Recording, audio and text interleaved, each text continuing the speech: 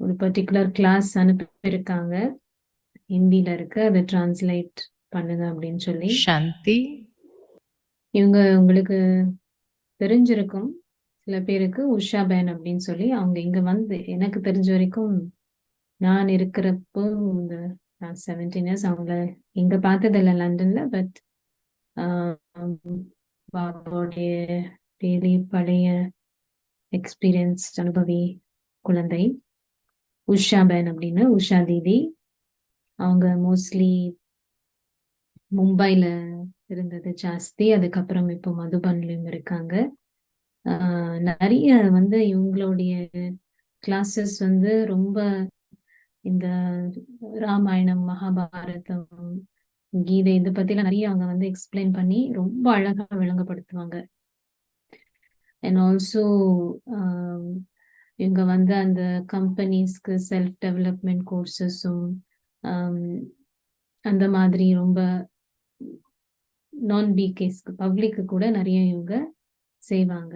ராஜ்யோகா அதுவும் சொல்லி கொடுக்கறது, பட்டிஸ் நடத்துறது. ஸோ ரொம்ப அனுபவியான ஒரு பாபாவுடைய குழந்தை, ஒரு டீச்சர். ஸோ அவங்களுடைய இந்த கிளாஸ் வந்து இதோடைய கிளாஸோடைய டைட்டிலே வந்து மாயா மற்றும் ராவணன் ஒருத்தரா இல்ல வெவ்வேறானவங்களா, மாயா வேறு ராவணன் வேறா இல்ல ரெண்டுமே ஒன்னா அப்படின்ற இந்த கிளாஸ். ஓகே, ஸோ இது உஷா தீதியோட கிளாஸ். இது நம்ம கேட்கலாம். बाबा के मधुर महावाक्य को हम सभी रोज सुन करके आत्मसात करते रहते हैं. பாபாவுடைய மகாவாக்கியங்களை நம்ம தினமும் கேட்கிறோம். அது வந்து உள்ளார்த்தமாக நம்ம அதை எடுத்து அதை பத்தி சிந்திக்கிறோம். परंतु बीच बीच में कभी कभी ब्राह्मणों को माया सताती है और तभी बाबा कहते हैं बच्चे खबरदार रहना है. ஆனா நடுவுல வந்து குழந்தைங்களை வந்து மாயை வந்து தொந்தரவு செய்யுது. அதனால பாபா சொல்றாரு, அப்பப்போ நீங்க வந்து எச்சரிக்கையாக இருக்கணும். रावण बड़ा जबरदस्त है, बड़ा दुश्मन है. ராவணன் ஒரு பெரிய எதிரி. तो मन में एक सवाल उठा மனதுல வந்து कि माया और रावण एक ही है या अलग மனதுல है. வந்து ஒரு கேள்வி வந்து, மாயா ராவணன் ரெண்டும் ஒண்ணா இல்ல வெவ்வேறானவங்கள்? என்ன क्या சொல்லுவீங்க? कहेंगे, माया और रावण एक ही है या மாயா अलग है. ராவணன் ரெண்டும் एक ஒண்ணா ही है. फिर बाबा कई बार कहते हैं माया मेरी இல்லைன்னா आज्ञाकारी बच्ची है. வெவ்வேறானதா அப்படின்னு அங்க இருக்கிறவங்க கொஞ்சம் பேர் ஒண்ணுதான்னு சொல்றாங்க போல. அதனால தீதி சொல்றாங்க, அப்போ மாய பாபா வந்து சொல்லுவாரு, மாயை வந்து சம்டைம்ஸ் முரளியில பாபா சொல்றது, மாயை வந்து என்னுடைய ஒரு கீழ்ப்படிவான குழந்தை அப்படின்னு பாபா சொல்றது உண்டு. रावण को तो कभी बच्चा कहा नहीं. ராவணனை வந்து பாபா எப்பவுமே என்னுடைய குழந்தைன்னு சொன்னதே கிடையாது. तो एक ही है या अलग ரெண்டும் है. ஒண்ணா இல்ல வெவ்வேறானதா? என்ன हाँ, अभी இப்பெல்லாம் कंफ्यूज हो கொஞ்சம் रहे கன்ஃபியூஸ் हैं. ஆயிட்டாங்க இது கேட்டதும். वास्तव में अगर देखा जाए तो माया और रावण दोनों अलग चीज है. உண்மையாக பார்க்க போனா ரெண்டுமே வந்து வெவ்வேறானது. மாய வேறு, ராவணன் வேறு, एक ஒண்ணு नहीं है. கிடையாது. तो माया किसको कहे, रावण किसको மாய कहे. எது சொல்றது, ராவணன் எதுன்னு சொல்றது? क्योंकि कई बार होता है रावण और हम कहते माया आ गई, मन हल्का ले लिया. சோ நிறைய தடவை சொல்ற ராவணன் அப்படின்னு சொல்லுவோம். ஆனா அதே நேரத்துல சொல்றோம் மாயை வந்துட்டுதுன்னு, கொஞ்சம் லேசாக எடுத்துட்டோம். माया माना फीमेल कैरेक्टर के रूप में दिखाया. மாயன்னு சொன்னா ஒரு பெண் ரூபத்துல காமிச்சிருக்காங்க. रावण माना मेल कैरेक्टर के रूप में दर्शाया. ராவணன் அப்படின்னு சொன்னா ஆணாக காமிச்சிருக்காங்க. दोनों के ऊपर अगर हम चिंतन करें ரெண்டு பேர் तो பத்தி दोनों சிந்தித்து अलग चीज है। பார்த்தோம் அப்படின்னு சொன்னா ரெண்டுமே வந்து வித்தியாசம். बाबा भी जब कहता है माया मेरी आज्ञाकारी बच्ची है, जब भी कोई ब्राह्मण ज्ञान में चलता है तो बाबा कहे देखो तो सही, माया को कहते देखो तो सही ये कच्चा है कि पक्का है। பாபா சொல்றது தானே, மாயை வந்து என்னுடைய கீழ்ப்படிவான குழந்தை அப்படின்னா, இப்போ பாபாவுடைய குழந்தைகளா இருக்காங்க பிராமணர்கள். அப்போ பார்க்கணும் இல்லையா, என்னோட குழந்தை வந்து உறுதியாக இருக்காங்களா, இல்ல வந்து இன்னும் அப்படி இப்படி இருக்காங்களா அப்படின்னு பார்க்கணும். कच्चा है कि पक्का है। बाजार में एक मटका लेने जाओ तो कितनी बार ठोक ठोक करके देखते हैं कच्चा है कि पक्का है। சோ உறுதியானவங்களா இல்லையா? இப்போ வந்து நீங்க கடைக்கு போறீங்க ஒரு பானை வாங்குறது, அந்த பானை எவ்வளோ தட்டி பார்ப்போம், உறுதியாக இருக்குதா இல்லையா அப்படின்றது. कच्चा है कि पक्का है। ठीक इसी तरह भगवान को जिसके हाथ में அதே போல 2500 साल राज्य सौंपना हो विश्व, யாருடைய கையில வந்து கடவுளுக்கு 2500 வருடங்களுடைய உலக ராஜ்யத்தை கரங்களை கொடுக்கணும் அப்படின்னு சொன்னா, का तो कच्चे के हाथ में थोड़ी देगा। அப்போ அப்படி இப்படி இருக்கிறவங்களுடைய கையிலயா கொடுப்பாங்க அவங்க? उनको तो पक्के चाहिए। பாபாவுக்கு வந்து உறுதி. और इसीलिए आते ही बाबा कहे देखो तो सही ये कच्चा है कि पक्का है। இதனாலதான் வந்த உடனே பாபா பாக்குறாரு, இவங்க என்ன உறுதியாக இருக்காங்களா இல்ல இன்னும் பழுக்காதவங்களாக இருக்காங்களா. तभी कभी कभी ब्राह्मण शिकायत करते हैं कि भक्ति में भी इतनी परीक्षा नहीं देनी पड़ी जितनी यहाँ देनी पड़ती है। சில சில நேரங்கள்ல பிராமணர்கள் சொல்றது, பக்தியில கூட இவ்வளவு பரீட்சை தாள்கள் நாங்க கொடுக்க நேரிடலையே, இங்க அவ்வளவு கொடுக்குறோமே. क्यों? ஏன்? क्योंकि यहाँ बाबा को ऐसे बच्चे नहीं चाहिए जो थोड़ी सी बात आए और सोडा वाटर हो जाए। ஏன்னா இங்க வந்து பாபாவுக்கு அந்த மாதிரி குழந்தைகள் தேவையில்லை. ஏதாவது சின்ன விடியம் வந்தது உடனே சோடா வாட்டர் ஆயிடுறாங்க. சோடா வாட்டர்னு தெரியுமா இல்லையா, அது திறந்த உடனே புஷ்ஷுன்னு எல்லாமே போயிடும், அது போல ஆயிடுறாங்க. ऐसे बच्चे नहीं चाहिए। அந்த மாதிரி குழந்தைகள் बाबा को तो मजबूत बच्चे பாபாவுக்கு चाहिए வந்து சக்திசாலி குழந்தைகள் தேவை. जो माया से रावण से युद्ध करके विजयी हो யாரு जाए, வந்து மாயை ऐसे மேல, बच्चे चाहिए। ராவணன் மேல யுத்தம் செஞ்சு और इसीलिए प्रथम வெற்றி அடையணும், அந்த மாதிரி குழந்தைகள் வேண்டும். दिन से ही माया परीक्षा लेना चालू करती है। அதனால முதல் நாள்ல இருந்தே மாயை வந்து பரீட்சை தாள் எடுக்க ஆரம்பிக்குது, கொடுக்க ஆரம்பிக்குது. ठोकना चालू करती है ये कच्चा है कि पक्का है। செக் பண்ணுது, கச்சா பக்கா அப்படின்னு சொன்னா அந்த வார்த்தை ரிப்பீட் பண்ணிட்டு இருக்காங்க. கச்சா அப்படின்னா பழுக்காது, உறுதியாக இல்லாம இருக்கிறது. பக்கானா உறுதியாக இருக்கிறது. சோ பாக்குது மாயை. जैसे ही कोर्स पूरा होता है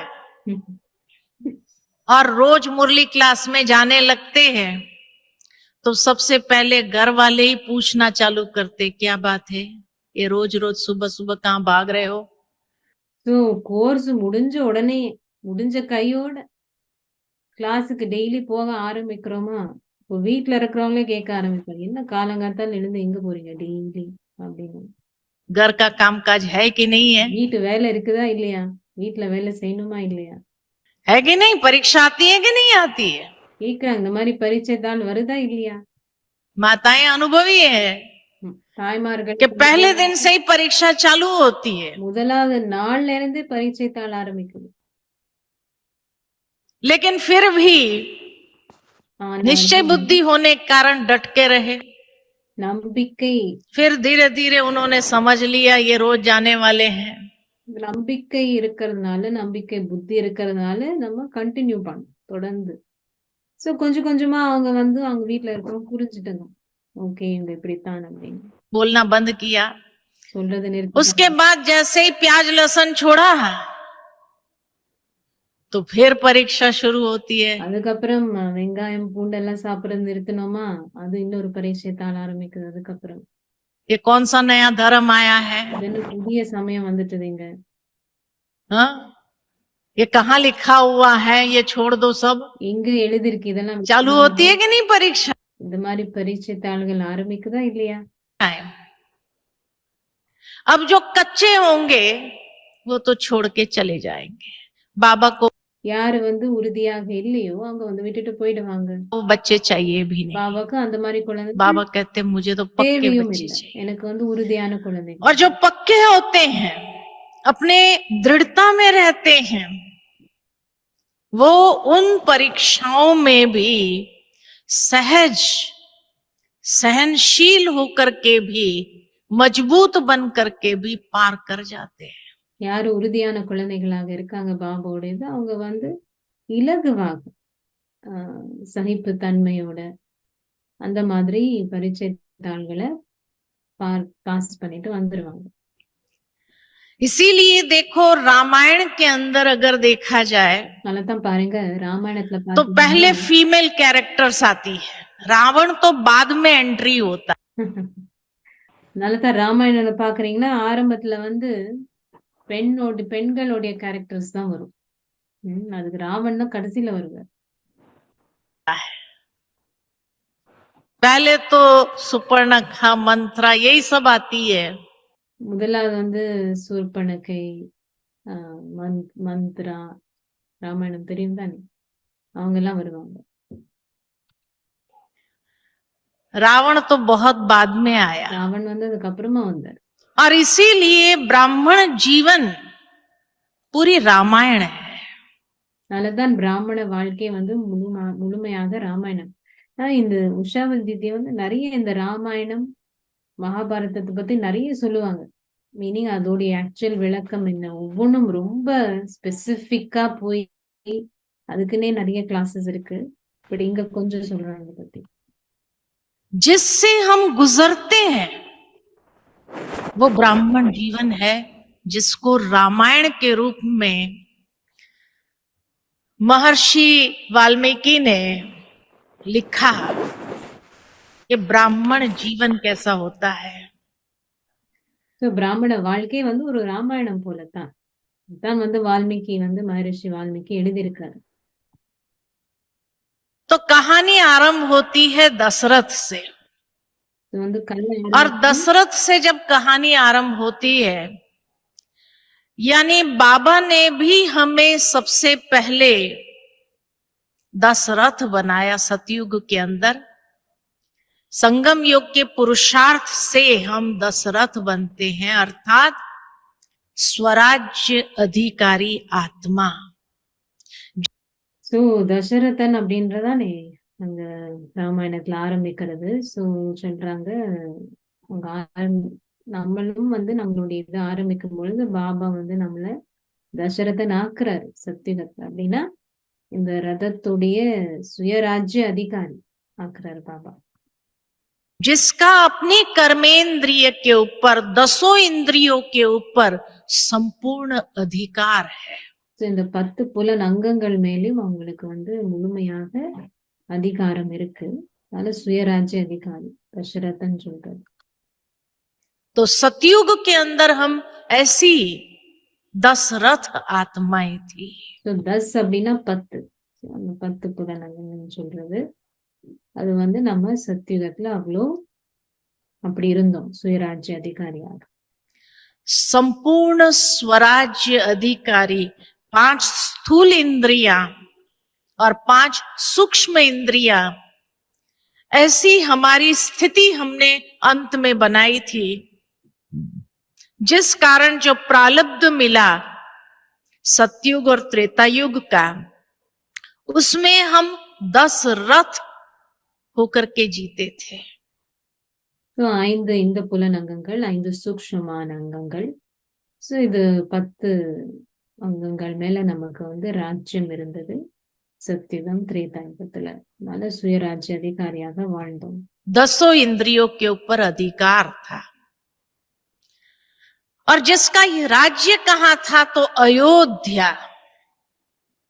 अयोध्या जहां कभी युद्ध नहीं हुआ, तो எங்க வந்து ராஜ்யம் இருந்ததுன்னா அயோத்தியா. இங்க வந்து யுத்தம் இருக்கலையோ அந்த இடத்துக்கு பேரு அயோத்தியான்னு சொல்லுது. சோ ஆரம்பத்துல அந்த மாதிரி இடத்துல நம்ம ராஜ்யம் செஞ்சோம். सतयुग और त्रेता युग में किसी के जीवन में युद्ध नहीं था யாருடைய क्योंकि வாழ்க்கைக்கு दशरथ थे யுத்தம் இருக்குல்ல, ஏன்னா और जिनकी 3 साथियां थी சுயராஜ்ய அதிகாரியாக और இருந்தார். 3 साथियां कौन सी थी? सबसे पहली कौशल्या। 3 சகோதரிகள். कौशल्य माना सर्व कुशलताओं संपन्न, अर्थात बाबा ने हमें 16 कला संपूर्ण बनाया था। तो ये 16 कला, ये सारी कुशलताएं हमें हासिल थी। ये पहली साथी थी हमारी। சோ கௌசல்யா அப்படின்னு சொல்றது உங்களுக்கு தெரியும் இல்லையா? அந்த தசரதனுடைய மனைவிகள் இதெல்லாம். சோ அது வந்து கௌசல்யா அப்படின்னா எல்லாத்துலயுமே சுகம் இருக்கு. அங்க ஒவ்வொரு பேருக்கும் அர்த்தம் இருக்கு. அதோடைய அர்த்தத்துல தான் அவங்க சொல்றாங்க. சோ எப்பவுமே வந்து எல்லாமே சுகமாக இருந்தது அந்த டைம். दूसरी साथी थी कैकेयी, ரெண்டாவது வந்து अर्थात सर्व प्राप्ति संपन्न आत्मा। கைகேன்னு சொன்னா எல்லா பிராப்திகளும் நிறைந்த ஆத்மா. तो प्राप्तियां भी अखुट थी हमारे जीवन में। நம்மளுடைய வாழ்க்கையில इसीलिए எல்லாமே कहा இருந்தது. जाता कि जब कैकेयी को पूछा गया कि भाई मांगो, तुम्हें जो कुछ चाहिए वो मिल जाएगा, दो वरदान मांगने के लिए कहा था, तो उसने कहा मुझे कुछ भी चीज की आवश्यकता नहीं। அதனாலதான் கைகே வந்து கேட்கும் பொழுது உங்களுக்கு என்ன வேணுமோ கேளுங்க, உங்களுக்கு வரதானத்துல அது கிடைச்சிரும் அப்படின்னு சொன்னா அவங்க சொன்னது எனக்கு எதுவுமே வேண்டாம், எல்லாமே என்கிட்ட இருக்குன்னு. सब कुछ है मेरे पास, आवश्यकता पड़ने पर कहेंगे, लेकिन अभी तो कुछ नहीं அவங்க चाहिए। சொல்லுவாங்க தேவையானப்போ நான் உங்களை கேட்கிறேன், இப்போ எனக்கு எதுவுமே வேண்டாம். சோ கைகையோடைய அர்த்தமே என்ன? எல்லா பிராப்திகளும் எல்லாமே அடைஞ்ச ஒரு ஆத்மா. இப்படி இருந்தோம் நம்ம அங்க. ऐसी सर्व प्राप्ति संपन्न आत्माएं सतयुग और त्रेता युग में थे। So, நம்ம சத்தியுகம் और திரேதாயுகம் तीसरी பார்க்கிறோம். साथी थी हमारी सुमित्रा, மூன்றாவது சகபாட்டி यानी सर्व के प्रति हमारा मित्रता का भाव, एक वसु மித்ரா அப்படின்னு சொல்லுவாங்க. சுமித்ரா, மித்ருன்னா ஃப்ரெண்ட், நண்பர். சோ எல்லார் கூடயும் நமக்கு ஒரு நட்பு இருந்தது. वसुधैव कुटुंबकम की भावना के साथ हम जीते थे। வசுதேவ குடும்பகம் அப்படின்னா எல்லாரும் எல்லாரு கூடயும் ஒரு நட்பு, யாரு கூடயும் ஒரு எதிர்ப்போ எதுவுமே கிடையாது. So, அப்படி நம்ம அங்க வாழ்ந்தோம். तो ये हमारी 3 साथियां இது थी மூன்றுமே வந்து நமக்கு சகபாட்டி. दशरथ आत्मा की। சோ தசரதன் அப்படின்னு சொல்லக்கூடிய அந்த ஆத்மா, நம்ம ஆத்மா, நமக்கு இந்த 3 சகபாட்டிகள் இருந்தாங்க சத்தியுகம் திரேதாயுகத்துல. लेकिन धीरे धीरे जैसे ही सतयुग त्रेता युग पूरा होकर के द्वापर में भी 3 हिस्सा सुख मिला, लेकिन चौथे कलयुग के अंदर कहीं न कहीं कुछ न कुछ युद्ध शुरू हुआ जीवन के अंदर। துவாபர யுகத்துல கூட ஓகே நமக்கு சந்தோஷமா தான் இருந்தோம். ஆனா கலியுகத்துல வந்து எங்கேயோ கொஞ்சம் கொஞ்சமா உள்ளுக்குள்ளாரையே யுத்தம் ஆரம்பிக்குது. अंदर भी, और उन युद्धों के कारण कहा कि भाई घर में शांति बनी रहे, तो उसके लिए यज्ञ किया, और उस यज्ञ से जो फल, माना संगम युग आ जाता है, और बाबा ने आकर के ये बेहद का यज्ञ किया, और इस यज्ञ के फल स्वरूप 4 बेटे हर एक को दिए। हर एक ब्राह्मण को 4 बेटे मिले। அதுக்கப்புறம் இந்த யஜ்யம் வந்தது, சங்கம யுகம். பாபா வந்து இந்த யஜ்யத்தை உருவாக்கி இருக்காரு. இந்த யஜ்யத்துடைய பலமாக ஒவ்வொருத்தருக்கும் 4 மகன் இருக்காங்கன்னு சொன்னாங்க. जिसकी परवरिश हमें निरंतर करनी है, और ये 4 பேர் நமக்கு வந்து இருக்காங்க. அவங்களுடைய பாலனை நான் எப்பவுமே நம்ம செய்யணும். 4 குழந்தைகள். 4 बेटे कौन से हैं? 4 பேர் तो யாரு? श्री राम अर्थात ज्ञान, ராம் அப்படின்னு சொன்னா ஞானம், ज्ञानी तू आत्मा, ஞானி ஆத்மா. भरत माना समर्पण भाव, பரதன் அப்படின்னு சொன்னா சமர்ப்பண பாவனை. योग माना ही ईश्वर के प्रति समर्पण भाव। யோக் பரதன் அப்படின்னு சொன்னா யோகம் அப்படின்னா பாபா கூட ஒரு சமர்ப்பணமான ஒரு भावने। लक्ष्मण माना जिसका लक्ष्य मन का इतना स्पष्ट और अविचलित, और ये लक्ष्य इसीलिए था क्योंकि त्याग की शक्ति थी। तो लक्ष्मण அப்படின்னு சொன்னா லக்ஷ்ய வந்து இலக்கு குறிக்கோள், அதுவும் அவ்வளோ ஒரு ரொம்ப தெளிவான குறிக்கோள்। लक्ष्मण ने जैसा त्याग किया वैसा त्याग किसी का नहीं दिखाते राम। சோ ஆனா அந்த குறிக்கோளை அடையறதுக்கு வந்து தியாகம், சோ எப்படி வந்து லக்ஷ்மணுக்கு எப்படி காமிக்கிறாங்க எவ்வளவு தியாகம் செஞ்சார் அவரு, அவங்களுக்கு வந்து வேற யாருமே அவ்வளவு தியாகம் செய்யல அவர் செஞ்சது போல। राम का भी नहीं दिखाते। ராமருக்கு கூட அவ்வளவு காமிக்கிறது, தியாகம் செஞ்சது லக்ஷ்மணுக்கு தான் காமிக்கிறது। ऐसा त्याग किया, अर्थात जो धारणा मूर्त आत्मा है, और चौथा नंबर தாரணா, தாரணை மூர்த்தியாக இருக்கக்கூடியது லக்ஷ்மணன்। தெரியுதுல, ஞானம், யோகம், தாரணை, ராமர், பரதன், லக்ஷ்மணன்। அதுக்கப்புறம் நாலாவது शत्रुघ्न जो सबकी सेवा करता है, सारी माताओं की भी सेवा करता है, सबकी सेवा करने वाला, எல்லாருக்கும் சேவை செய்யறாங்க, தாய்மார்களும் சேவை செய்யறாங்க, எல்லாருக்கும் சேவை செய்யறாங்க, वाला सेवाधारी। சேவாதாரி। तो ब्राह्मण जीवन के ये चार आधार, பிராமண வாழ்க்கையோட இந்த 4 ஆதாரம், ज्ञान, योग, धारणा और सेवा, ये 4 बेटे हैं जिसकी परवरिश हमें निरंतर करते रहना है।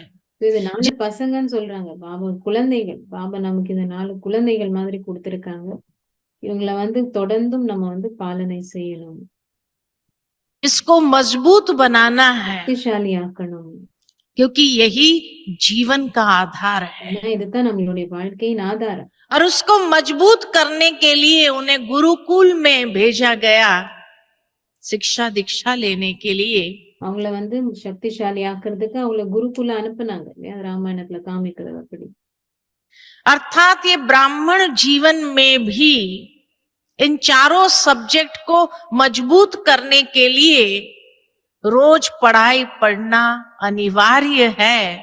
அதனாலதான் இங்க கூட இந்த 4 சப்ஜெக்ட், இந்த 4த்தையும் நமக்கு வந்து சக்திசாலி ஆக்கணும் அப்படின்னு சொன்னா தினமும் நம்ம வந்து கல்வி படிக்கணும், தினமும்। तभी बाबा कहते मुरली कभी मिस नहीं करना है, அதனாலதான் பாபா சொல்றது क्योंकि मुरली से ही, शिक्षा से ही ஏன்னா ये चारों जीवन के आधार को हम परिपक्व कर देते हैं, मजबूत कर देते हैं, ताकि जीवन में कोई भी प्रकार की माया आई या रावण भी आ जाए तो भी हमें हरा नहीं सकता है। சோ அது போல வந்து இந்த கல்வி மூலமாகத்தான் நம்ம இந்த 4 சப்ஜெக்டையும் வந்து சக்திசாலி ஆக்க முடியும்। அப்ப செய்யும் பொழுதுதான் மாயை வந்தாலும் இல்ல ராவணனே வந்தாலும் நம்மள வந்து தோக்கடிக்க முடியாது। इसलिए ये चारों सब्जेक्ट को मजबूत करना बहुत आवश्यक है, ரொம்ப அவசியம்। क्योंकि नहीं तो माया तो आती ही रहेंगी। माया और इसीलिए सबसे पहली माया जो दिखाई वो थी ताड़का, सबसे पहली माया आती है। और वो माया क्या करती है, तो कहा जो ऋषि यज्ञ कर रहे थे उसमें विघन डालते थे, हड्डियां डालते थे। भावार्थ ये कि जो आत्माएं तपस्या कर रही थी भी ब्राह्मण जीवन में, उसके जीवन में विघ्न डालने का काम ये माया करती है। कोई ஃபர்ஸ்ட் வந்து அதை காமிக்கிறது அந்த ராமாயணத்திலயும் வந்து தானக்கா அப்படின்னு சொல்றாங்க। அப்படின்னா யஜ்யம் செஞ்சுட்டு இருக்காங்க அந்த ரிஷிகள் எல்லாம், அதுல வந்து தடைகள் போடுறது, அந்த எலும்புகள் போடுறது, அதுல இது போடுறது, அது போடுறது, மீனிங் அப்படி காமிக்கிறது। பட் ஆக்சுவலி அதோடைய அர்த்தம் என்னன்னு சொன்னா, தவம் செஞ்சுட்டு இருக்கக்கூடிய அந்த பிராமண ஆத்மாக்களுக்கு தடையாக வரக்கூடிய வினைகள் மாயை।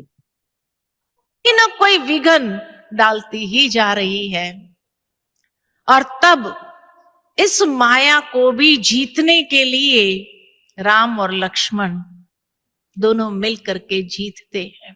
சோ இந்த மாயை வந்து தடை போடக்கூடிய யஜ்யத்துல தபஸ்யா செய்யக்கூடிய அந்த டைம்ல சோ அத வந்து ராம் லக்ஷ்மண் 2 பேருமே சேர்ந்து அத வந்து வெற்றி கொண்டாங்க. भावार्थ ये कि जब विघ्न आता है उस समय अगर योग करने के लिए कहा जाए योग नहीं लगता है।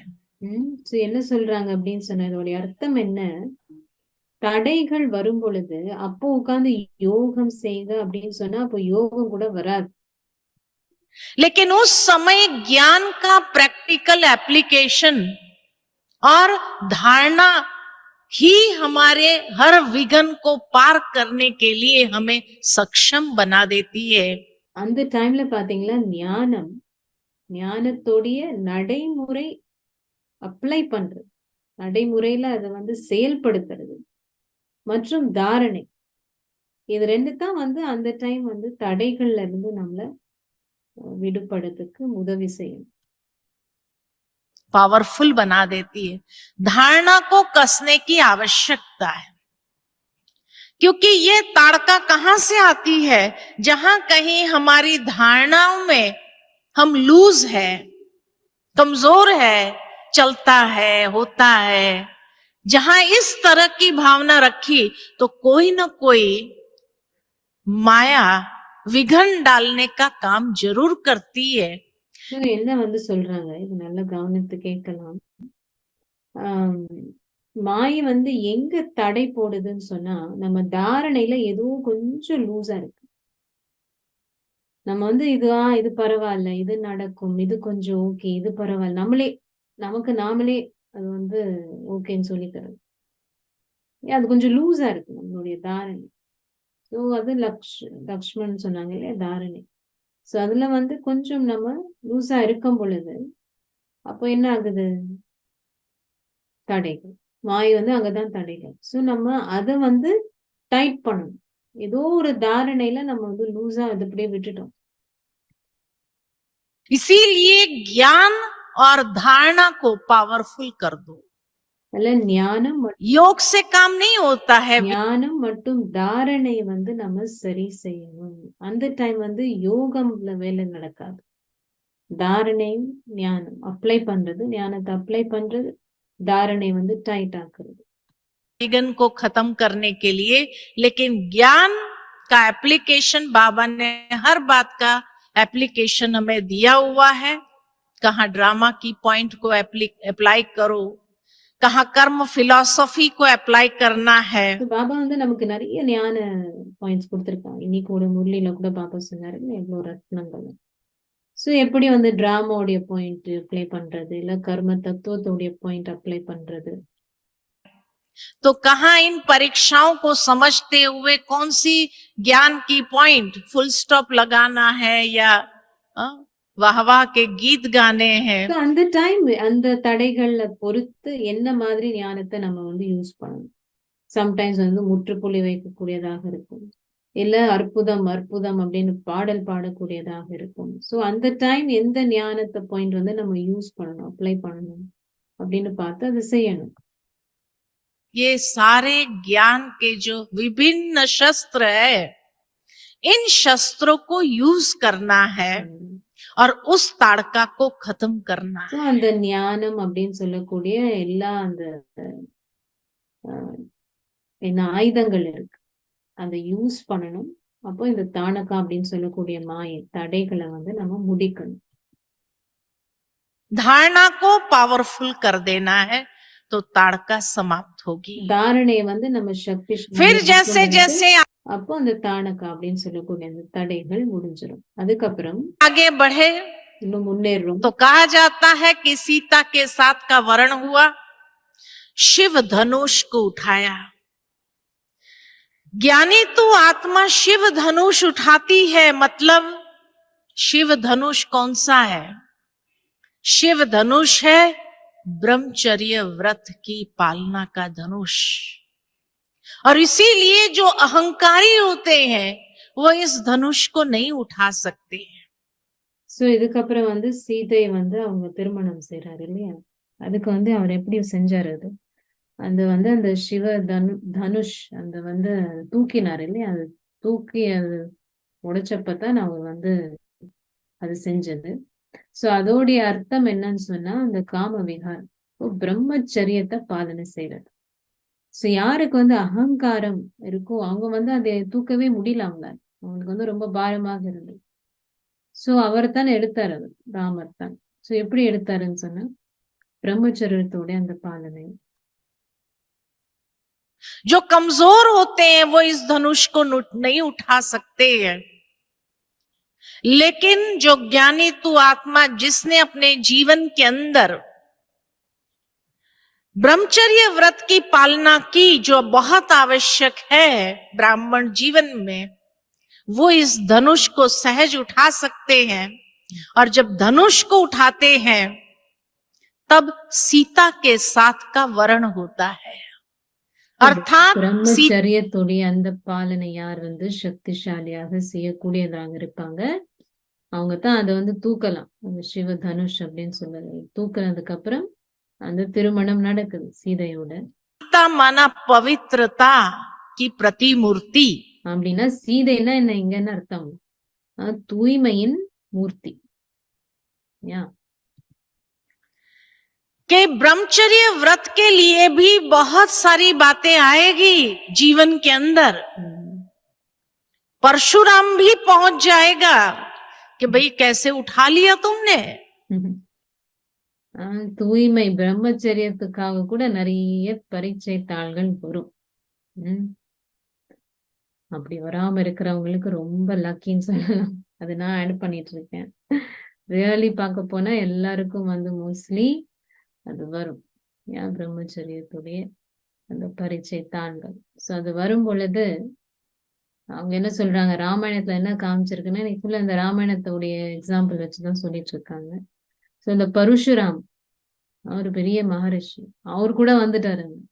எப்படி நீ இதை வந்து தூக்குன அப்படின்னு கேட்டுட்டு, इस धनुष को कई प्रकार के महान बातें भी आपके सामने आएगी, लेकिन जिसने इस शिव धनुष यानी प्रतिज्ञा को जीवन के अंदर मजबूत कर लिया, वही सीता के साथ यानी पवित्रता के साथ ज्ञान का वर्ण होता है। யாரு வந்து ஆனா இவ்வளவு எல்லாம் பெரிய பெரிய ஆத்மா, பெரிய பெரிய பிரச்சனைகள் எல்லாம் வரும். பரசுராம் எவ்வளவு பெரிய மகரிஷி, அவரே வந்து கேட்டார். சோ இது போல பெரிய பெரிய அந்த மாதிரி எல்லாம் வரும் பொழுது கூட யாரு வந்து இந்த பிரம்மச்சரியத்துடைய பாலனை வந்து அவ்வளோ இதுவாக செய்யறாங்க அப்படின்னு சொன்னா, அப்போ வந்து ராமர் அப்படின்னா ஞானம், ஞானியத்து ஆத்மாவாக இருந்து அந்த தூய்மையோட மூர்த்தியாக முடியும். தூய்மை திருமணம் செஞ்சிருக்க மாதிரி. ஏன்னா தூய்மை சகபாட்டி ஆகிறது, தூய்மை மூர்த்தி ஆகிறது. और जब ज्ञान का वर्ण पवित्रता के साथ हो जाए तो वो आत्मा बहुत मजबूत हो जाती है। எப்போ ஞானத்துடைய திருமணம் தூய்மை கூட நடக்குதோ அப்போ அந்த ஆத்மா ரொம்ப சக்திசாலி ஆயிடுறாங்க. उसको कोई भी माया या कोई भी रावण जीत नहीं प्राप्त कर सकते हैं। அவங்கள तो ऐसी ஒரு மாயோ ராவணனோ வெற்றி கொள்ள முடியாது. ब्राह्मण जीवन जैसे जैसे आगे बढ़ती है, फिर तीसरी माया आती है मंत्रा, के ब्राह्मण जीवन में चलते चलते चलते இதுக்கப்புறம் வந்து நடக்க நடக்க முன்னேற மூணாவது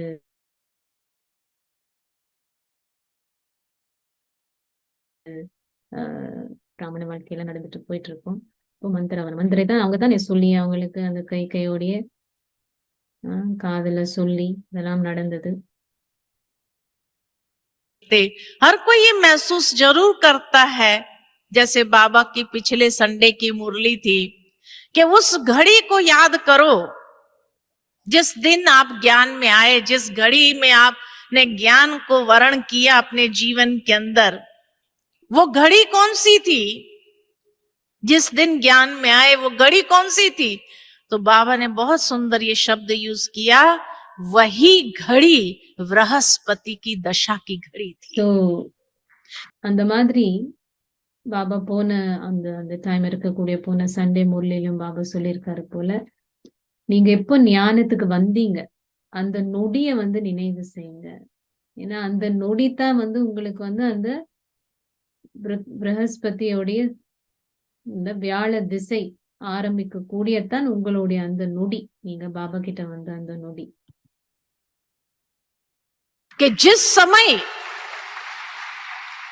जिस समय बृहस्पति का आशीर्वाद आपके ऊपर आया, उसकी छत्र छाया में आप आए, तो वो घड़ी कितनी श्रेष्ठ, कितनी महान திசைக்குள்ள நீங்க வந்துட்டீங்கன்னு சொன்னா அந்த நொடி எவ்வளவு உயர்ந்ததாக இருந்தது, மேன்மையானதாக இருந்தது, நீங்க பாபா கிட்ட வந்த அந்த நொடி.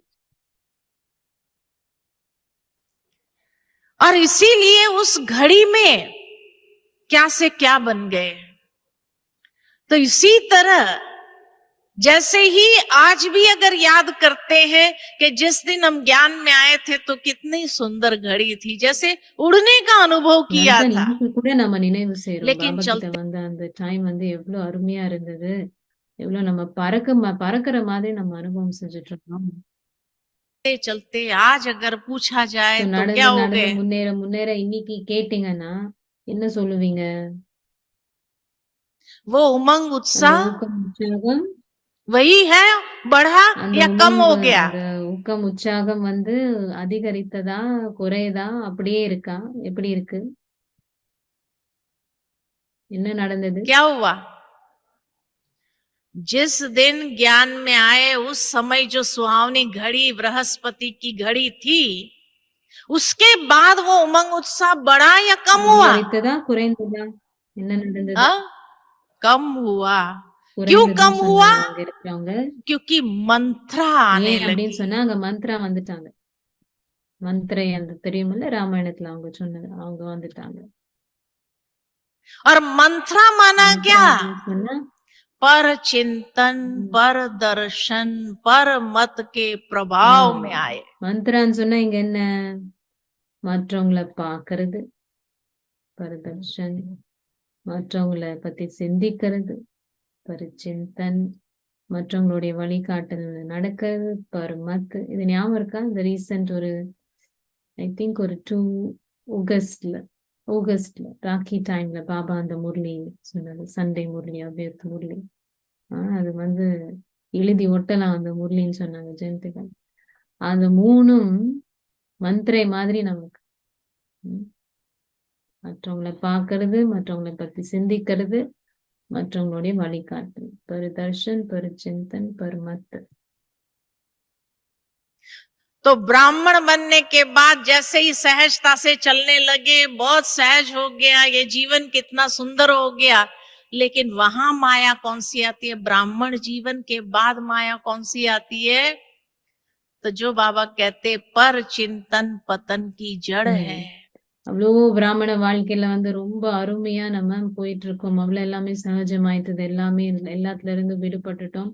ஆனா பிராமண வாழ்க்கையில வந்து எந்த மாதிரி மாய வருது போக போக, மற்றவங்களை பத்தி சிந்திக்கல். பாபா சொல்ல மற்றவங்களை பத்தி சிந்திக்கிறீங்கன்னா அது உங்களும் நரகத்துக்கு கூட்டிட்டு போகும்னு சொல்றாரு பாபா. और इसीलिए ब्राह्मणों में ही आपस में सुना क्या हुआ? இதனாலதான் பிராமணர்களுக்குள்ளேயே ஒருத்தருக்குள்ள என்ன பேசிக்கிறது, நீங்க கேட்டீங்களா என்ன நடந்ததுன்னு? இந்த மாதிரி எல்லாம் பேசுறது யாரு? அந்த மந்திரை தானே வந்து சொல்லுவாங்க, அவங்க காதுல தான் வந்து சொல்றது என்ன நடந்தது. சோ பிராமணர்களுக்குள்ளேயே இப்படிதான் பேச்சு சம்டைம்ஸ். நீங்க கேட்டீங்களா என்ன நடந்ததுன்னு? இப்படி मधुबन में जाने के बाद भी ऐसा हुआ. மதுபனுக்கு போயிட்டு வந்திருக்காங்க, ஆனாலும் இப்படி நடந்திருக்கு. अरे हमसे पुराना, அவங்க நம்மளோட பழையவங்க, நம்மளோட பழையவங்க ஞானத்துல. हमसे सीनियर, நம்மளோட சீனியர் टीचर है, फिर भी ऐसा. டீச்சராக இருக்காங்க ஆனாலும் இப்படி. और ये बातों में कितना टेस्ट आता है। இந்த மாதிரி விடயங்கள்ல எவ்வளவு ருசி இருக்கு, சொல்றதும் கேட்கறதும். ये बातें, ये संसार समाचार सुनने में कितना आनंद आता है। இந்த மாதிரி நியூஸ் எல்லாம் கேட்கறதுல எவ்வளவு ஆனந்தம் இருக்கு. तो ये मंत्रा के परवश हुए कि नहीं हुए। இது மந்த்ரா அப்படின்னு சொல்லக்கூடியவங்களுடைய ஆதிக்கம் தானே. ராமாயணத்துல இருக்கக்கூடிய அந்த கேரக்டர் அவங்க தானே இப்படி காதுல வந்து இந்த சொல்றது, அவங்க இப்படி இங்க அப்படி. அதனாலதான் முழு ராமாயணமே வருவாங்க. இப்படி ஆதிக்கத்துல அவங்க வந்துட்டு அந்த கேக்கு என்ன பண்ணிட்டாங்க இல்லையா. சோ அது இதுதான் இதோடைய ஞாபகார்த்தம் தான் அதுன்னு சொல்றாங்க. तो जो आत्मा सर्व प्राप्ति संपन्न ब्राह्मण जीवन में के लिए कहा जाता है कि ब्राह्मण जीवन में अप्राप्त नहीं कोई वस्तु। பிராமண வாழ்க்கையில வந்து என்னது, என்ன சொல்றது, எல்லாமே அடைஞ்சிட்டோம் நம்ம. அடையாத விடயமே கிடையாது இல்லையா. இதுதானே பாடலும் இருக்குது, நான் கண்டிஷன் பண்றது. பாபா கிட்ட உன்னை அடைந்தால் எல்லாமே அடைஞ்சிட்டோன்னு தான் இருக்கு. அப்படி இருந்தும் என்ன சொல்றாங்க, ब्राह्मणों के खजाने में इतना बाबा खुट देता है, लेकिन जब ये मंत्रा के परवश होने लगते हैं, पर चिंतन, पर दर्शन, पर मत के प्रभाव में आए कि सारा नशा क्या होने लगा, सोडा वाटर होने लगा कि नहीं हुआ। என்ன சொல்றாங்கன்னா, பாபா நமக்கு அவ்வளோ வந்து பொக்கிஷங்கள் கொடுக்குறாரு, நிறைஞ்சு நிறைஞ்சு கொடுக்குறாரு. ஆனா இந்த மந்த்ராவுடைய வேலை என்னது, மற்றவங்களை பத்தி சிந்திக்கிறது, மற்றவங்களை பத்தி பாக்குறது, மற்றவங்களுடைய வழிகாட்டல் படி நடக்கிறது. அப்படி இருக்கும் பொழுது போதை அப்படி கீழே இறங்குது, சோடா வாட்டர் மாதிரி. और इसीलिए वो खुशी नहीं है। இதனாலதான் அந்த जो खुशी சந்தோஷம் இல்ல पहले दिन की थी हमारी, वो खुशी आज क्यों कम हो गई है। ஆரம்பத்துல இருந்த குஷி சந்தோஷம் ஏன் இன்னைக்கு குறைஞ்சிட்டதுன்னா, क्योंकि कहीं ना कहीं हम इस माया के शिकार, ये बहुत बड़ी माया है। எங்கேயோ நம்ம வந்து இந்த மாயோடைய வசத்துல வந்துட்டோம். இது ஒரு பெரிய மாயன்னு சொல்றாங்க. और जब कैकेयी भी इस माया के परवश हुई तो कहां पहुंच गई। கைகேயி கூட வந்து இந்த மாயை உடைய வசம் ஆனதுனால எங்க போனாங்க அவங்க, कहां पहुंच गई, எங்க போனாங்க, कोप भवन में पहुंच गई। कोप भवन माना दुखी परेशान, दुखी और परेशान हो गए। ஒரு பவனம் அதுல சொல்றாங்க, ஒரு இடத்துக்கு போயிட்டாங்க. அந்த இடத்துல வந்து ரொம்ப அப்படி துன்பம், விரக்தி. बस मुझे चाहिए, ये चाहिए, माना कहीं ना कहीं अप्राप्ति जो महसूस किया, उस अप्राप्ति की डिमांड। அதனால எனக்கு இது வேணும், இது வேணும், இது வேணும்.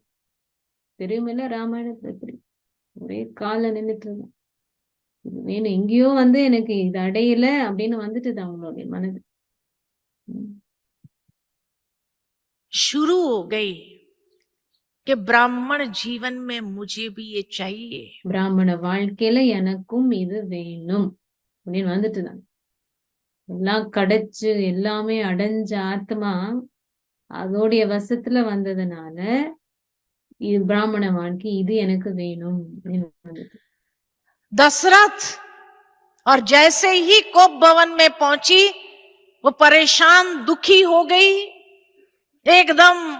हाँ, बाल बाल सब बिखेर दिए, सब उतार दिए, और जैसे ही डिमांड शुरू किया तो आत्मा इतनी कमजोर हो गई, दशरथ इतना कमजोर हो गया कि उसका पिछला कर्मों का हिसाब सामने आ गया।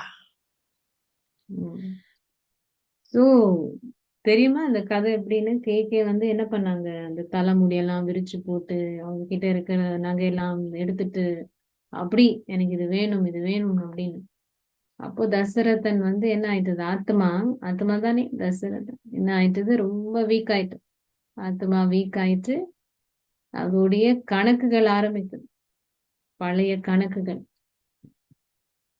पिछले कर्मों के हिसाब हमारे सामने तब तक नहीं आ सकते हैं जब तक हम पावरफुल है। பழைய கணக்குகள் நம்ம முன்னாடி எப்போ வராதுன்னு சொன்னா, எப்போ நம்ம சக்திசாலியாக இருக்கோமோ அது வரைக்கும் அந்த கணக்குகள் வராது நம்ம முன்னாடி. पिछला कर्म हमारा कुछ नहीं कर सकता है। பழைய கணக்குகள் நம்மள ஒண்ணுமே செய்ய முடியாது. அதனாலதான் இது நான் ஆட் பண்றது.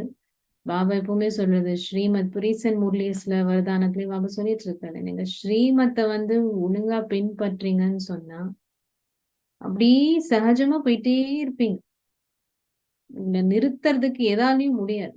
ஆனா இங்க அதைத்தான் சொல்றது, இங்க அவங்க என்ன சொல்றாங்க, சக்தி இழந்த உடனே என்ன நடக்குது. लेकिन पिछला कर्मों का हिसाब हमारे सामने तब आएगा जब हम पर चिंतन, पर दर्शन, पर मत के प्रभाव में आते, परेशान दुखी हो गए, कमजोर हो गए, तो पिछला कर्म सामने खड़ा हो जाता है। दशरथ का भी पिछला कर्म कौन सा था? சோ என்ன சொல்றாங்கன்னா, எப்போ வந்து நம்ம மற்றவங்களை பத்தி சிந்திக்கிறது, மற்றவங்களை பார்க்கறது, மற்றவங்களுடைய வழிகாட்டின்படி நடக்கிறது, அது பாரு நம்ம செய்ய ஆரம்பிச்சிட்டோம், அதோடைய ஆதிக்கத்துல வந்துட்டோம் அப்படின்னு சொன்னா பழைய கர்ம கணக்குகள் நம்ம முன்னாடி வந்து நிக்க ஆரம்பிக்குது. சோ தசரனுக்கு என்ன இருந்தது பழைய கணக்கு? श्रवण कुमार के प्राण जब गलती से भी लिए गए, एक पाप कर्म जो हुआ, वो पाप कर्म यानी जो माता पिता से उसको श्राप मिले थे, जब तक वो पावरफुल स्थिति में था, ज्ञान योग धारणा सेवा चारों ही सब्जेक्ट बैलेंस रूप में थे, तब तक पिछला कर्म उसके सामने नहीं आ सका। இந்த கதையெல்லாம் உங்களுக்கு தெரியுமான்னு தெரியல எனக்கு. பட் தசரதன் வந்து அந்த ஸ்ரவண்குமார் அப்படின்ற அவங்கள வந்து தெரியாம வந்து அவங்கள வந்து ஐ திங்க் இறந்துட்டாரு போல. சோ அவங்களுடைய தாய் தந்தை வந்து அவருக்கு ஒரு சாபம் கொடுத்திருந்தார். சோ என்ன சொல்றாங்கன்னா, இப்போ வந்து 4 சப்ஜெக்ட்ல வந்து எப்போ நம்ம பேலன்ஸா இருக்கோம், நல்ல சக்திசாலியா போயிட்டு இருக்கோம், அப்போ நம்ம முன்னாடி அந்த கர்ம கணக்குகள், பழைய கர்ம கணக்குகள் வராது. ஆனால் சோ சக்தி இழந்தப்பதான் அந்த கணக்கு அவங்க முன்னாடி வந்திருக்கு. लेकिन जैसे ही आत्मा कमजोर हुई पर चिंतन के कारण, इसलिए बाबा कहते पर चिंतन पतन की जड़ है। அதனாலதான் எப்போ ஆத்மா இந்த மற்றவங்களை பத்தி சிந்திக்கிறதுனால பலவீனமானதோ, அதனாலதான் பாபா சொல்லுது, மற்றவங்களை பத்தி சிந்திக்கிறது உங்களை கீழே கூட்டிட்டு போகும், நரகத்துக்கு கூட்டிட்டு போகும்.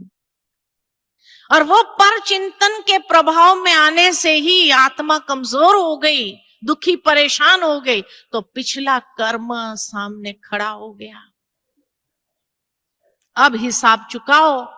இப்போ அது கேக்குது, இப்போ நீ வந்து கர்ம கணக்கு முடிக்கணும், முன்னாடி வந்து நின்னுட்டுது பலவீனமானதுனால.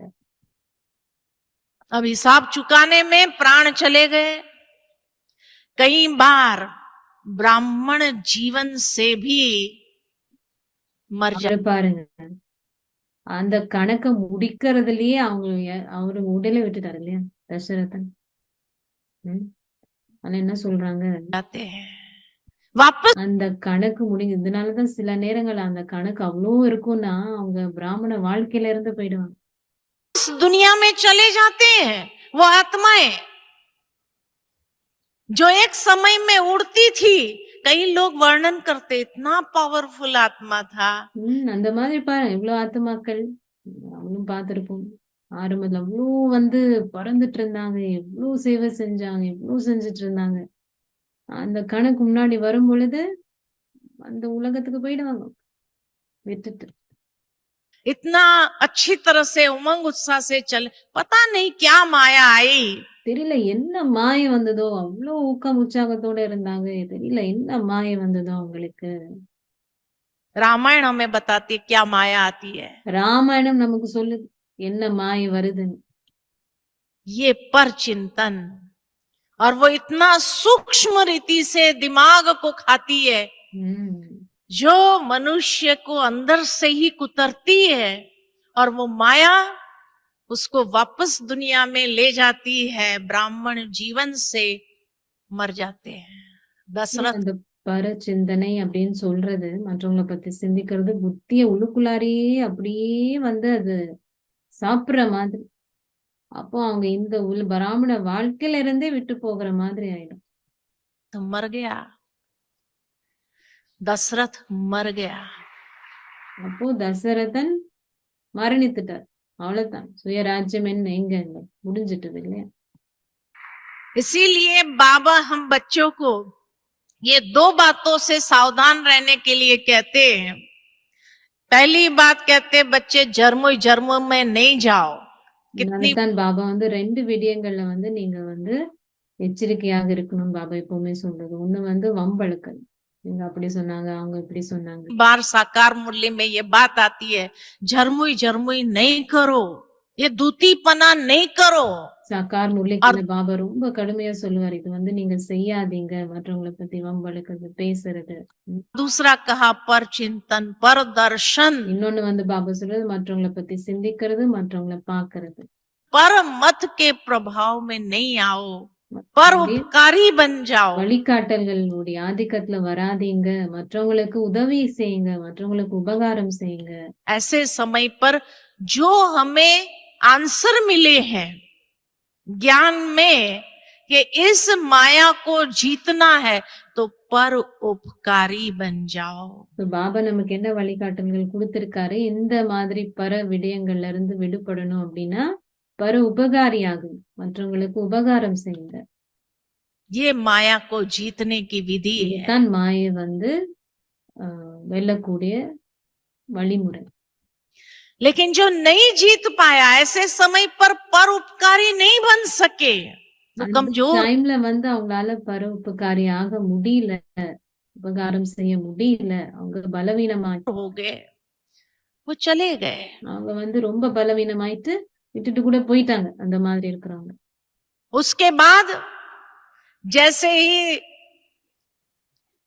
चलते रहे ज्ञान में, वन में चले गए। यानी एक प्रकार का वैराग भी आता है, जो चले पर दर्शन के मत में आए, पर चिंतन के प्रभाव में आए, पर मत के प्रभाव में आए, तो फिर वो थोड़े समय के लिए टेम्पररी जंगल में चले जाते हैं। அந்த மாதிரி ஆதிக்கத்துல வரக்கூடியவங்க மரணிக்கலனாலும் சம்டைம்ஸ் என்னது ஒரு தற்காலிகமாக அவங்க வந்து ஒரு காட்டுல போன மாதிரிதான் அந்த வைராங்கியத்தோட। ज्ञान, धारणा और हमारी पवित्रता जैसे ढीली हो जाती है, जंगल में चली गई। ஞானம், தாரணை, அப்புறம் நம்மளுடைய தூய்மை கொஞ்சம் அப்படி லூஸ் ஆயிடுச்சு, ஏன்னா காட்டுக்கு போறோம் அப்படின்னு சொன்னா கொஞ்சம் டைட்டால அந்த ஆதிக்கத்துல வரதுனால அப்படி கொஞ்சம் லூஸ் ஆயிடுச்சு। तो जंगल में चौथी माया आई। कौन सी माया आई? அந்த காட்டுல கூட ஒரு 4வது மாயை வருது। அது என்ன மாயை? जंगल में कौन सी माया आती है? काटला என்ன? सुपर्णखा आती है। सूर्पणखा। और सुपर्णखा क्या करती है? सुपर्णखा माना कौन? सूर्पणखा ना तो दैहिक आकर्षण, உடலுடைய ईर्प। सुपर्णखा इतना अपना दिव्य स्वरूप लेकर के आई। सूर्पणखा எப்படி வந்தாங்க, ரொம்ப அழகாக மாற்றித்த தனியே வந்தாங்க இல்லையா? உங்களுக்கு தெரியும் போல கதைகள்। प्रभावित करने का प्रयत्न करने के लिए किसको? அவங்கள வந்து ஈர்க்கிறதுக்காக அந்த மாதிரி ஒரு ரூபத்தை மாத்தி அழகாக வந்தாங்க அவங்க, ஒரு தேவராக, தேவதையாக। ओ ज्ञानी तू आत्मा को। इसीलिए बाबा कहते दे सहित दे के सर्व संबंधों को भूल। யாருக்கு வந்து அந்த மாதிரி செய்ய வந்தது? ஞானித்துவாத்மா, ராமருக்கு தானே அந்த மாதிரி வந்தது। நல்லதான் பாபா சொல்றது, உடல் மற்றும் உடல் உறவினர்களை மறந்து தன்னைத்தான் ஆத்மான்னு நினைச்சு என்ன நினைவு செய்யணும் பாபா சொல்லிருக்குதான்। दैहिक आकर्षण से अपनी बुद्धि को ऊपर उठाओ, இந்த உடலுடைய ஈர்ப்புல இருந்து உங்களை வந்து உங்களுடைய புத்தியை அப்பால் கொண்டு செல்லுங்க. लेकिन ஆனாலும் फिर भी ये दैहिक आकर्षण की माया आती जरूर है और कई बार वो प्रभावित करने का प्रयत्न करती है. ஆனாலும் இந்த மாயை வரும். வராதுன்னு இல்ல. பாபா சொல்லுது அப்படின்னா மாயை வருது. அந்த உடல் மூலமாக கூட அந்த ஈர்ப்பு செய்யறதுக்கு மாயை வருது. हमें साथी बना लो, कोई बात नहीं, ज्ञान में मिलके चलेंगे. எங்களை வந்து சகபாட்டி ஆக்குங்க, பரவாயில்ல, சேர்ந்து நம்ம ஞானத்துல 2 பேரும் சேர்ந்து போலாம். இந்த மாதிரி எல்லாம் புரியுதா என்ன மாதிரி எல்லாம் மாயை வருது? है ना, कई कुमारों के सामने ये बात आती है, कुमार நிறைய குமாரர்களுக்கு முன்னாடி கூட வரலாம், இல்ல குமாரிகளுக்கு கூட முன்னாடி இந்த மாதிரி சொல்றாங்க. कुमारियों के सामने भी ये बात आती है कि भाई सेंटर पर रहना मुश्किल है, लेकिन शादी करके ज्ञान में मिल करके चलेंगे. இந்த மாதிரி சென்ட்ரல் எல்லாம் இருக்கிறது கஷ்டம், ஓகே நம்ம திருமணம் செஞ்சுப்போம், அதுக்கப்புறம் 2 பேரும் சேர்ந்து போலாம், ஞானத்துல சேர்ந்து நடக்கலாம். ये सुपर्णखा के वश हो गए. இதுதானே சுப்பர்ணக்கா உடைய ஆதிக்கத்துல வருது, சூர்பனகை உடைய ஆதிக்கத்துல உடலுடைய ஈர்ப்புன்னு சொல்லு. हो गए कि नहीं हुए? ஆகையா ஆகிறதா இல்லையா? सुपर्णखा के वश हो जाते हैं. சில பேர் அப்படியும் அதுல ஆயிடணும். तो उसी के लिए जैसे ही राम ने तो कह दिया, सबसे पहले तो राम के पास, ज्ञानी तू आत्मा के पास गई, तो राम ने तो कहा मेरे साथ तो सीता है, तुम लक्ष्मण को ट्राई कर सकती हो. அந்த கதையில உங்களுக்கு தெரியும் தானே, ராமர் என்ன சொன்னாரு அவருக்கு, சூர்பனகை, என் கூட எப்படியும் சீதா இருக்காங்க, நீங்க போய் லக்ஷ்மணன் வேணா ட்ரை பண்ணுங்க அப்படின்னு. தெரியுமா? இவ்வளவு அழகா விளங்கப்படுத்துறாங்க பாருங்க. ராமர், சீதை யாரு? தூய்மை இல்லையா? சோ ஞானி து ஆத்மா வந்து தூய்மை வந்து கடைபிடிக்கும் பொழுது, அப்போ லக்ஷ்மணன் என்ன சொன்னாங்க, அவங்க தாரணை அவங்க கிட்ட அனுப்புனாங்க. है ना? तो बाबा भी कहते हैं ज्ञान में तो जो आत्मा ने पवित्रता के साथ वर्ण किया वो हिलती नहीं है. அதனாலதான் யார் வந்து ஞானி து ஆத்மா தூய்மை வந்து திருமணம் செஞ்சிருக்காங்க, அவங்க ஆட்ட அசைக்க முடியாது இந்த மாதிரி விடயங்கள். लेकिन धारणा में जो कमजोर है उसको ट्राई करो. तो वो धारणा को भंग करने के लिए தாரணையில வந்து யாரு கொஞ்சம் லூசா இருக்காங்களோ அவங்கள போய் நீங்க ட்ரை பண்ணுங்க, பலவீனமாக இருக்கிறவங்க தான் சொல்றது.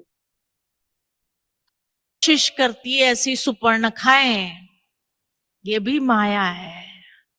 ये रावण नहीं, अभी तक रावण की एंट्री नहीं हुई. இது वரைக்கும் ராவணோட என்ட்ரி ஆகலன்னு சொல்றான். இது கூட மாய், இன்னும் மாயத்தான் வந்திருக்கு, இன்னும் ராவணன் வரவே இல்லை அப்படி. ये माया ही है सारी. और इस तरह से दैहिक आकर्षण में जो फंसे हो गए, இந்த மாதிரி யாரு உடல் உடைய ஈர்ப்புல சிக்கிக்கிட்டாங்களோ அவங்களும் போயிட்டாங்க. அவங்களும் மறந்து இந்த தாரணையில வந்து கொஞ்சம் லூசா இருக்கு, அப்படி இப்படி இருக்குன்னு சொன்னா அவங்களும் போயிட்டாங்க.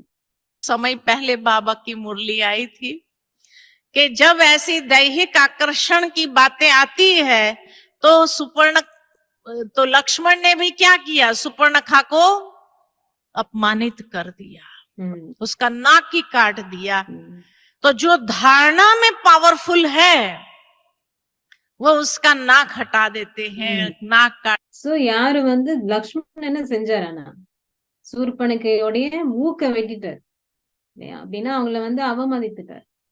சோ யாரு வந்து தாரணையில ஃபுல்லா உறுதியா இருக்காங்க, பக்கவா இருக்காங்கன்னு சொன்னா அவங்கள தொட முடியாது, அவங்கள கூட அப்படி அது வந்து அமுச்சிடுவாங்க.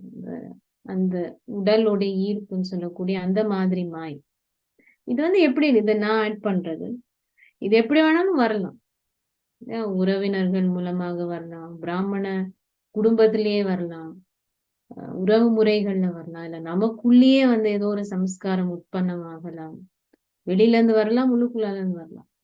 बेसिकली माया कर देते, यानी अपमानित कर देते हैं कि भाई तुम हमारे सामने किस मुंह से आई जाओ. दुनिया में बहुत पड़े हैं। என் முன்னாடி நீ எந்த முகத்தை கொண்டு வந்துட்டு வர?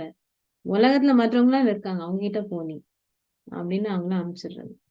उनको ट्राई करो ना, तुम हमारे पास क्यों आई है? என்கிட்ட ஏன் வந்த நீ? शादी करनी है तो बाहर की आत्माओं से करो। बहुत உங்களுக்கு வந்து திருமணம் செய்யணும்னா வெளியில போங்க, வெளியில போய் அவ்வளவு ஆத்மாக்கள் இருக்காங்க, அவங்கள போய் திருமணம் செய்யுங்க, என்கிட்ட நீங்க வர. அந்த மாதிரி கூட நிறைய பேர் ஆக்சுவலி சம்டைம்ஸ் நீங்கெல்லாம் மேபி இதை அனுபவம் செஞ்சிருக்க மாட்டீங்க, பட் அந்த மாதிரி எல்லாம் இருக்கும் பரீட்சை தாள்கள் பிராமண வாழ்க்கையில கூட. you know, இந்த மாதிரி வீக்கா இருக்கிற கூடிய ஆத்மாக்கள் இதை நான் சொல்றது இந்த மாதிரி நான் வந்து கேட்பாங்க சம்டைம்ஸ். இதெல்லாம் கூட ஒரு பரீட்சை தாள். आत्माएं हैं, तो इसीलिए जो कहा ये माया को भी जीतना है। ब्राह्मण जीवन, देखो रामायण पूरी ब्राह्मण जीवन है ना। So, ராமாயணம் முழுமையாக இது பிராமண வாழ்க்கை தான். இப்படித்தானே போயிட்டு இருக்கு, ஒவ்வொரு ஸ்டேஜாக சொல்லிட்டு இருக்காங்க. फिर उसके बाद जैसे ही उसका अपमान किया तो वो जाती है किसके पास? अपने भाइयों के पास। घर और दूषण। दूषण சூர்பனுக்கா வந்து அவமதித்த உடனே வந்து அவங்க யார்கிட்ட போறாங்க? அவங்களுடைய சகோதரர்கள் घर அப்படின்னு घर दूषण ரெண்டு பேரும். माना दुष्टता, फिर वो दुष्टता के साथ सामने आती है। घर यानी अभिमान के साथ, उसका अभिमान को चोट लगी तो दुष्टता को लेकर के, तो ये भी माया का स्वरूप है जो दुष्टता का व्यवहार आरंभ कर देते हैं, या कैसे भी करके प्रभावित करने का या उसको खत्म करने के लिए कई प्रकार की परीक्षाओं से गुजरना पड़ता है। சோ இது வந்து அவங்களுடைய துஷ்டத்தை அப்படின்னு சொன்னா ஒரு மாதிரி வில்லங்கத்தனமான பரீட்சை தாள்கள் கொண்டு வரும். ரொம்ப நெகட்டிவாக இருக்கு, பிகாஸ் அவமதிக்கப்பட்டது இல்லையா அது. அதனால அந்த மாதிரி பல பரீட்சை தாள்கள் வரும், அதெல்லாம் வந்து நமக்கு அடுக்க வேண்டியதாக இருக்கு. लेकिन जैसे ही उसको भी जीत लिया ज्ञान की शक्ति से और धारणा की शक्ति से, राम लक्ष्मण ने उसके साथ युद्ध करके उनको भी जीत लिया, तो फिर रावण की एंट्री होती है। ராமன் லக்ஷ்மணன் வந்து அவங்க கூட யுத்தம் செஞ்சு வெற்றி அடைஞ்சிட்டாங்க. இதுக்கு அப்புறமாகத்தான் ராவணனுடைய என்ட்ரி ஆகுது. खा जाती है किसके पास? रावण के पास, के भाई मेरा बदला जरूर ले, अभी तुम मेरी इज्जत का, तेरी इज्जत का ये सवाल है। तो इसीलिए तब रावण की एंट्री होती है। ஏன்னா அவங்க வந்து ராவண கிட்ட போயிட்டாங்க, நீ வந்து இப்போ நீ தான் வந்து என்னுடைய மானத்தை காப்பாத்தணும் அப்படின்னு. रावण भी सीधा नहीं आता है, सबसे पहले मारीच को भेजता है. சோ ராவணன் கூட தானே வரதில்ல, ஃபர்ஸ்ட் மாரீச்சன் சொல்லுவாங்க இல்லையா, அவனைத்தான் வந்து அந்த மான், தங்க மான் போல வேஷம் போட்டு வராரு, அவர் அனுப்புறாரு ஃபர்ஸ்ட். और मारीच ने क्या किया? सुवर्ण हिरण का रूप लेकर के वो सामने आता है और वहां सीता प्रभावित हो गई. उससे இங்க அங்க நடக்குதுங்க, மாரிச்சு அனுப்பிட்டாரா ராவணன், அது ஒரு வந்து தங்க மான் போல மாத்தி வந்துட்டார். அங்க என்ன நடக்குது? சீதை வந்து அவரை பார்த்து கவரப்பட்டுட்டாங்க. से प्रभावित. अभी सोनी हिरण कौन सा है ब्राह्मण जीवन में? இப்ப நீங்க சொல்லுங்க பாக்க, அந்த தங்க மான் என்னது பிராமண வாழ்க்கையில? கேட்டுட்டு இருக்கீங்களா? பிராமண வாழ்க்கையில தங்க மான் அப்படின்னா என்னது? அவங்க என்ன சொல்றாங்கன்னு கேட்கலாம், நீங்க என்ன நினைக்கிறீங்க? மாயை. அது மாயை. அது ஓகே, தங்கமான் என்னது? தங்கமான் அப்படின்னா என்ன பிராமண வாழ்க்கையில? ஸ்ரீமத். புற உலக கவர்ச்சி.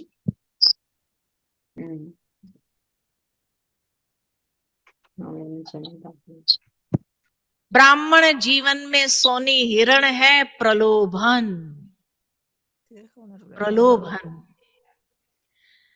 और किसको उसने कहा कि मेरे को ये सोनी हिरण चाहिए? राम को ही कहा, मुझे ये सोनी हिरण ला करके दो।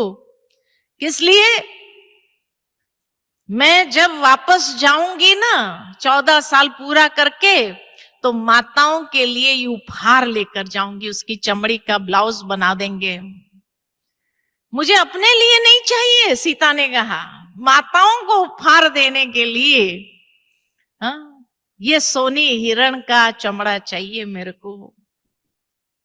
அவங்க என்ன சொல்றாங்க அப்படின்னா, அவங்க வந்து மற்றவங்களுக்காக சீதை என்ன சொன்னாங்கன்னா, 14 வருஷம் கழிச்சு நான் வந்து அங்க போறேன் அப்படின்னு சொன்னா, அங்க வந்து இருக்கக்கூடிய தாய்மார்கள் அவங்களுக்கெல்லாம் வந்து இந்த தங்க மானுடைய தோல்ல இருந்து அவங்களுக்கு துணி அந்த மாதிரி எல்லாம் வந்து நம்ம கிஃப்டாக கொடுக்கலாம்.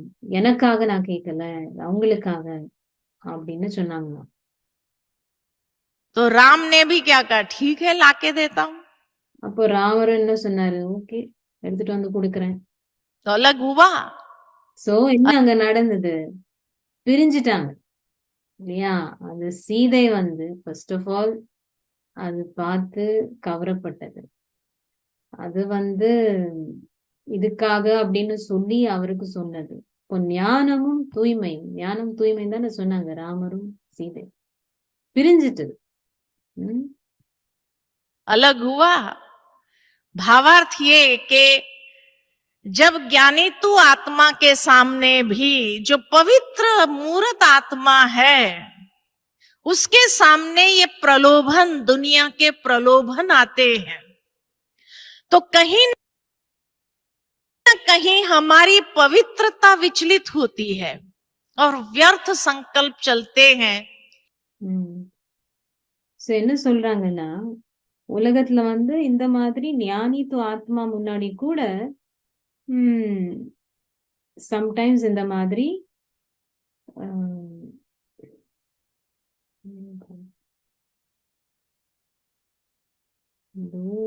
டெம்ப்டேஷன்.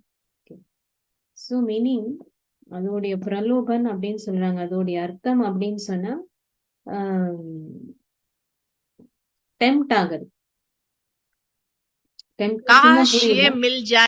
டெம்ப்டேஷனா புரியுதா? இது வந்து எனக்கு வேணும் இல்ல, அது வந்து அந்த வேணும் அப்படின்ற இந்த ஆசை. சோ அது வந்து என்னென்ன ஆகுது, சம்டைம்ஸ் அந்த ஞானித்து ஆத்மா முன்னாடி கூட இந்த தூய்மை வந்து ஒரு மாதிரி வீணான எண்ணங்களால், இந்த வீணான தேவையில்லாத ஆசைகள்னால அவங்க வந்து அத பிரிஞ்சுட்டாங்க. தூய்மை இது இருந்ததுன்னா நல்லா இருக்கும். அதுவும் எந்த வகையில ஏன் அது தங்கமானு சொல்றது? சேவைக்காக நினைக்கிறாங்க இல்லையா அவங்க, எனக்காக இல்ல, மற்றவங்களுக்காக, சேவைக்காக நினைக்க. பட் ஸ்டில் என்னது, ஒரு ஆசைத்தானே. அதுதான் தங்கமான ரூபத்துலன்னு சொல்லி बहुत अच्छी कर सकेंगे, ये अच्छा होगा, இது கிடைச்சதுன்னா எனக்கு நான் இன்னும் நல்ல சேவை செய்வேன், இன்னும் இது நல்லா நடக்கும், वो अच्छा होगा, है ना, बहुत कुछ हम कर सकेंगे। तो पवित्रता प्रभावित हो गई। इसलिए बाबा कई बार कहते हैं कि व्यर्थ या नेगेटिव सोचना ये भी एक प्रकार की अपवित्रता है। அதனாலதான் பாபா வந்து அடிக்கடி நமக்கு சொல்றது, வீணானது இல்ல தேவையில்லாது எதிர்மறையானது நினைக்கிறது கூட ஒரு வகையான தூய்மையின்மை.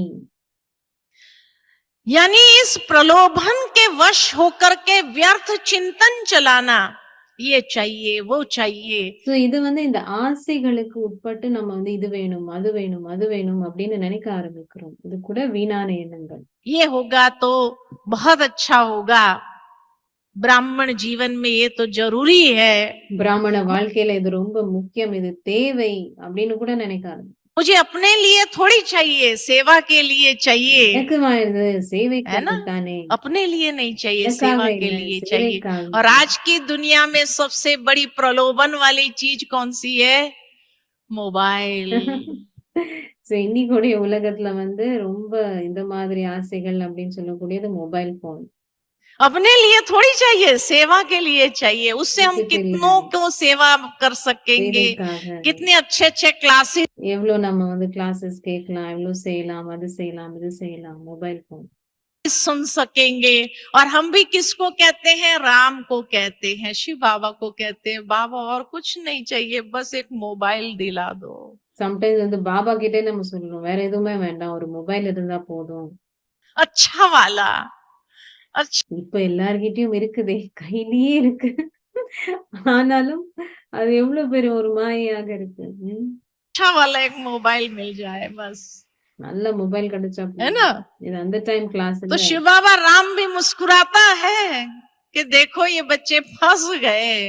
அப்ப பாபாவும் சிரிக்கிறாரு, புன்னகைக்கிறாரு, பாருங்க இந்த குழந்தைங்களை இதை சிக்கிட்டாங்களே.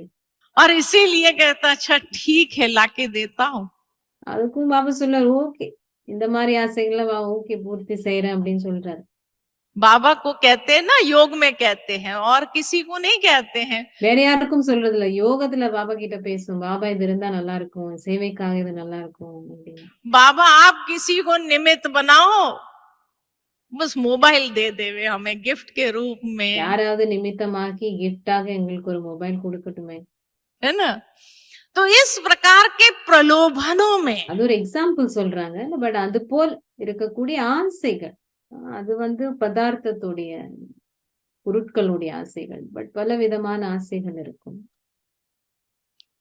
या बाबा इतना कम से कम मेरा जमा हो जाए जो एक मोबाइल तो अच्छा खरीद सके हम, तो ये प्रलोभन में आ गए ना। ஆசையில तो ये வந்துட்டாலே भी माया है, இது मारीच तक माया है। மாயை. रामायण के अंदर मारीच तक हर एक So என்ன சொல்றாங்கன்னா, ராமாயணத்துல மாரீச் இந்த தங்க மான் வரைக்கும் இது எல்லாமே மாய். ராவணன் இன்னும் வரவே இல்லைன்னு சொல்லுங்க. பிராமண வாழ்க்கையில இது வரைக்கும் வந்தது இந்த மாரீச்சன் அப்படின்னா, அந்த தங்க மான் வரைக்கும் வந்தது எல்லாமே மாய். एक माया है। और इसीलिए जब उस माया में फंसे तो शिव बाबा हमसे दूर हुए। कैसे कैसे So दूर இந்த மாயை வந்து நம்ம இந்த மாய்க்கு அகப்படும் பொழுது சிவ பாபா கிட்ட இருந்து நம்ம தூரம் ஆயிட்டோம். होते? क्योंकि मन के अंदर उस प्रलोभन के विषय में विचार चलने लगे तो उस ஏன்னா மனதுக்குள்ள புத்திக்குள்ள அந்த ஆசை பத்தி தான் சிந்திச்சுட்டு இருக்கோம். இது வேணும், இது வேணும், அது எந்த ஒரு காரணத்துக்காகவும் இருக்கட்டும், சேவைக்காகவே இருக்கட்டும், அது வேணும், இது வேணும் அப்படின்றது அந்த எண்ணங்கள் இருக்கும் பொழுது பாபா எங்க समय बाबा याद रहेगा? बाबा याद नहीं है। बाबा जब भी याद आता है तो बाबा को भी कहते बाबा आप कुछ करो ना। சோ பாபா நினைவு வந்தா பாபாக்கும் நம்ம அதே தான் சொல்லுவோம், பாபா இந்த ஆசையை வந்து பூர்த்தி செய்யுங்க அப்படின்னு. சோ மீனிங் அந்த ஆசையில அகப்பட்டுட்டேன். हमने और कुछ थोड़ी मांगा, यही तो मांगा है। வேற எதுவுமே கேட்கவே இல்லையே உங்ககிட்ட, இது ஒண்ணுதானே நம்ம கேட்கிறோம். अपने लिए थोड़ी, सेवा के लिए ही तो मांगा है। சேவைக்காக तो इस प्रकार से राम हमसे दूर होते हैं, ऐसे प्रलोभनों में जब हम फंसते हैं तब। ராமர் வந்து நம்ம கிட்ட இருந்து தூரம் ஆயிட்டார் இந்த மாதிரி ஆசைகளை நம்ம அகப்படும் பொழுது. और जब वो हमसे दूर हुए तो मन का लक्ष्य विचलित हुआ, और मन का लक्ष्य विचलित होने कारण लक्ष्मण को भी उटपटांग बातें बोलना शुरू कर दिया। तो இந்த மாதிரி ராமர் நம்ம கிட்ட இருந்து தூரம் போனதுக்கு அப்புறம் நம்மளுடைய குறிக்கோளும் வந்து தளம்பல் அடைய ஆரம்பிக்குது. அதனாலதான் அவங்க லக்ஷ்மணுக்கும் அது இது இந்த விடியம் அந்த விடியம் சொல்ல ஆரம்பிச்சிட்டாங்க இல்லையா. कई बार हमारे मुख से भी जब वो मन परेशान है, उस प्रलोभन के पीछे है, नहीं मिल रहा है, तो मन का लक्ष्य विचलित होने से कुछ भी उटपटांग बातें हम बोलना शुरू करते हैं। எப்பாவது நம்மளுடைய ஆசைகள் பூர்த்தி ஆகல அப்படின்னு சொன்னா நமது ஏதாவது வாய் மூலமாக நமக்கு வார்த்தைகள் வந்துடும், இப்படி அப்படி அப்படி இப்படின்னு சொல்ல ஆரம்பிச்சிடுவோம்.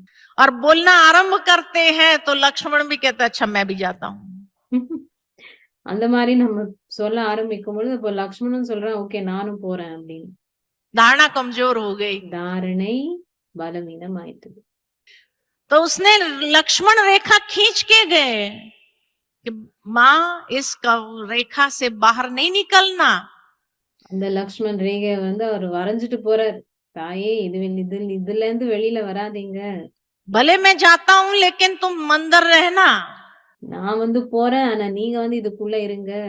तो कहा ठीक है, அவங்க சொன்னாங்க, रहेंगे अंदर ही। இருப்பேன் அப்படின்னு. लेकिन तब रावण की एंट्री आती है और रावण ने जब देखा ये लक्ष्मण रेखा इतनी पावरफुल है कि ये तो बाहर नहीं, मैं तो अंदर नहीं जा सकूंगा, लेकिन சோ அவங்க வந்து இந்த டைம் தான் வந்து ராவணனுடைய என்ட்ரி. இது வரைக்கும் வந்தது எல்லாமே மாயன்னு சொல்லணும்.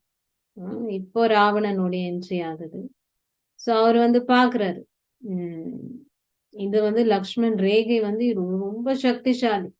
நான் இதுக்குள்ள போக முடியாது, ராவணன் போக முடியாது. ஆனா இவங்க வந்து இதுல இருந்து வெளியில கொண்டு வரலாம். इसको कैसे भी करके बाहर निकलना है। எப்படியாவது இவங்கள வெளியில கொண்டு வரலாம். और इसलिए कहा भिक्षाम दे दे भाई, थोड़ा कुछ दे दो।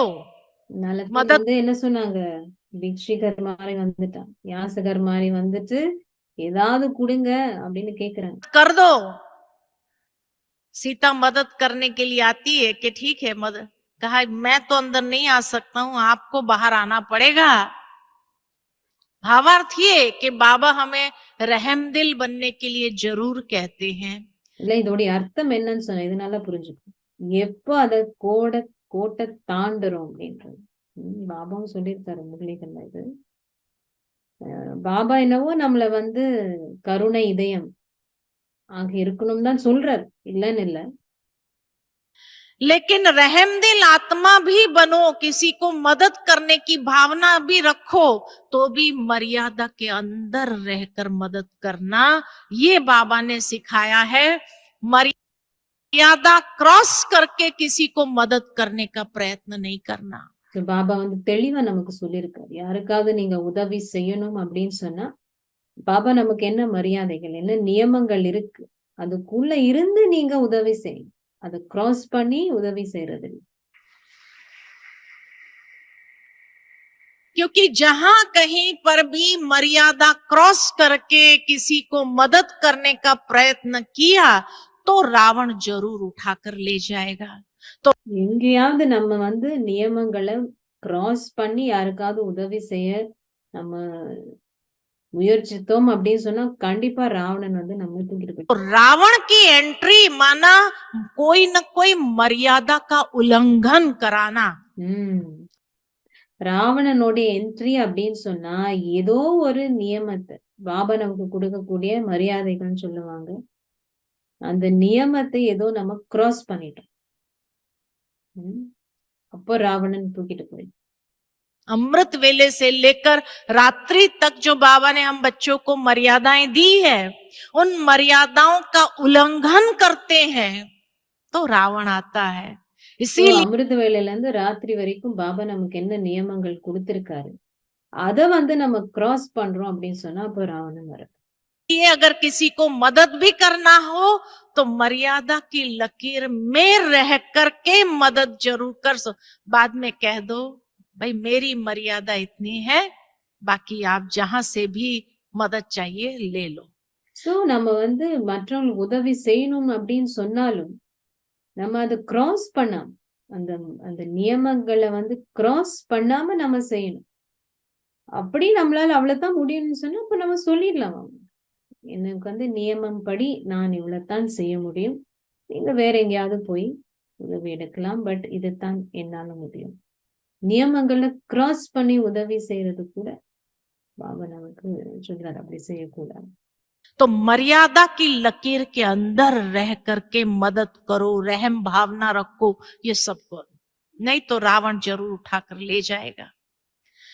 और रावण जब उठाकर ले गया तो फिर सीता ने क्या किया, जटायु भी आया मदद करने के लिए, लेकिन उसको भी रावण घायल कर देता है, माना मदद करने नहीं देता है।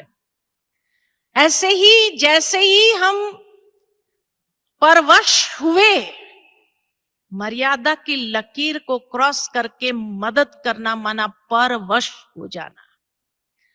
और மரியாதையோடைய லைன் அந்த நியமங்களுடைய அந்த ரேகையை கிராஸ் பண்ணி தாண்டி நம்ம உதவி செய்யறோம் அப்படின்னு சொன்னா அதோடைய ஆதிக்கத்துல நம்ம வந்துட்டோம். சோ அப்போ வந்து இந்த ஜட்டாயு அந்த பறவை கூட வருது உதவி செய்யறதுக்கு, ஆனாலும் உதவி செய்ய முடியல. परवश होना माना कोई न कोई ग्रहाचारी हमारे ऊपर बैठ जाना। आज ஆதிக்கத்துல வந்துட்டோம் அப்படின்னு சொன்னா ஏதோ ஒரு கிரகச்சாரம் வந்துட்டுதாங்க. அந்த ஏதோ அந்த சகுனம், தீய சகுனம் வந்துட்டு. बाबा ने मुरली में कहा राहु की ग्रहाचारी सबसे कड़ी ग्रहाचारी ये रावण है, ये समझना, ये माया नहीं है।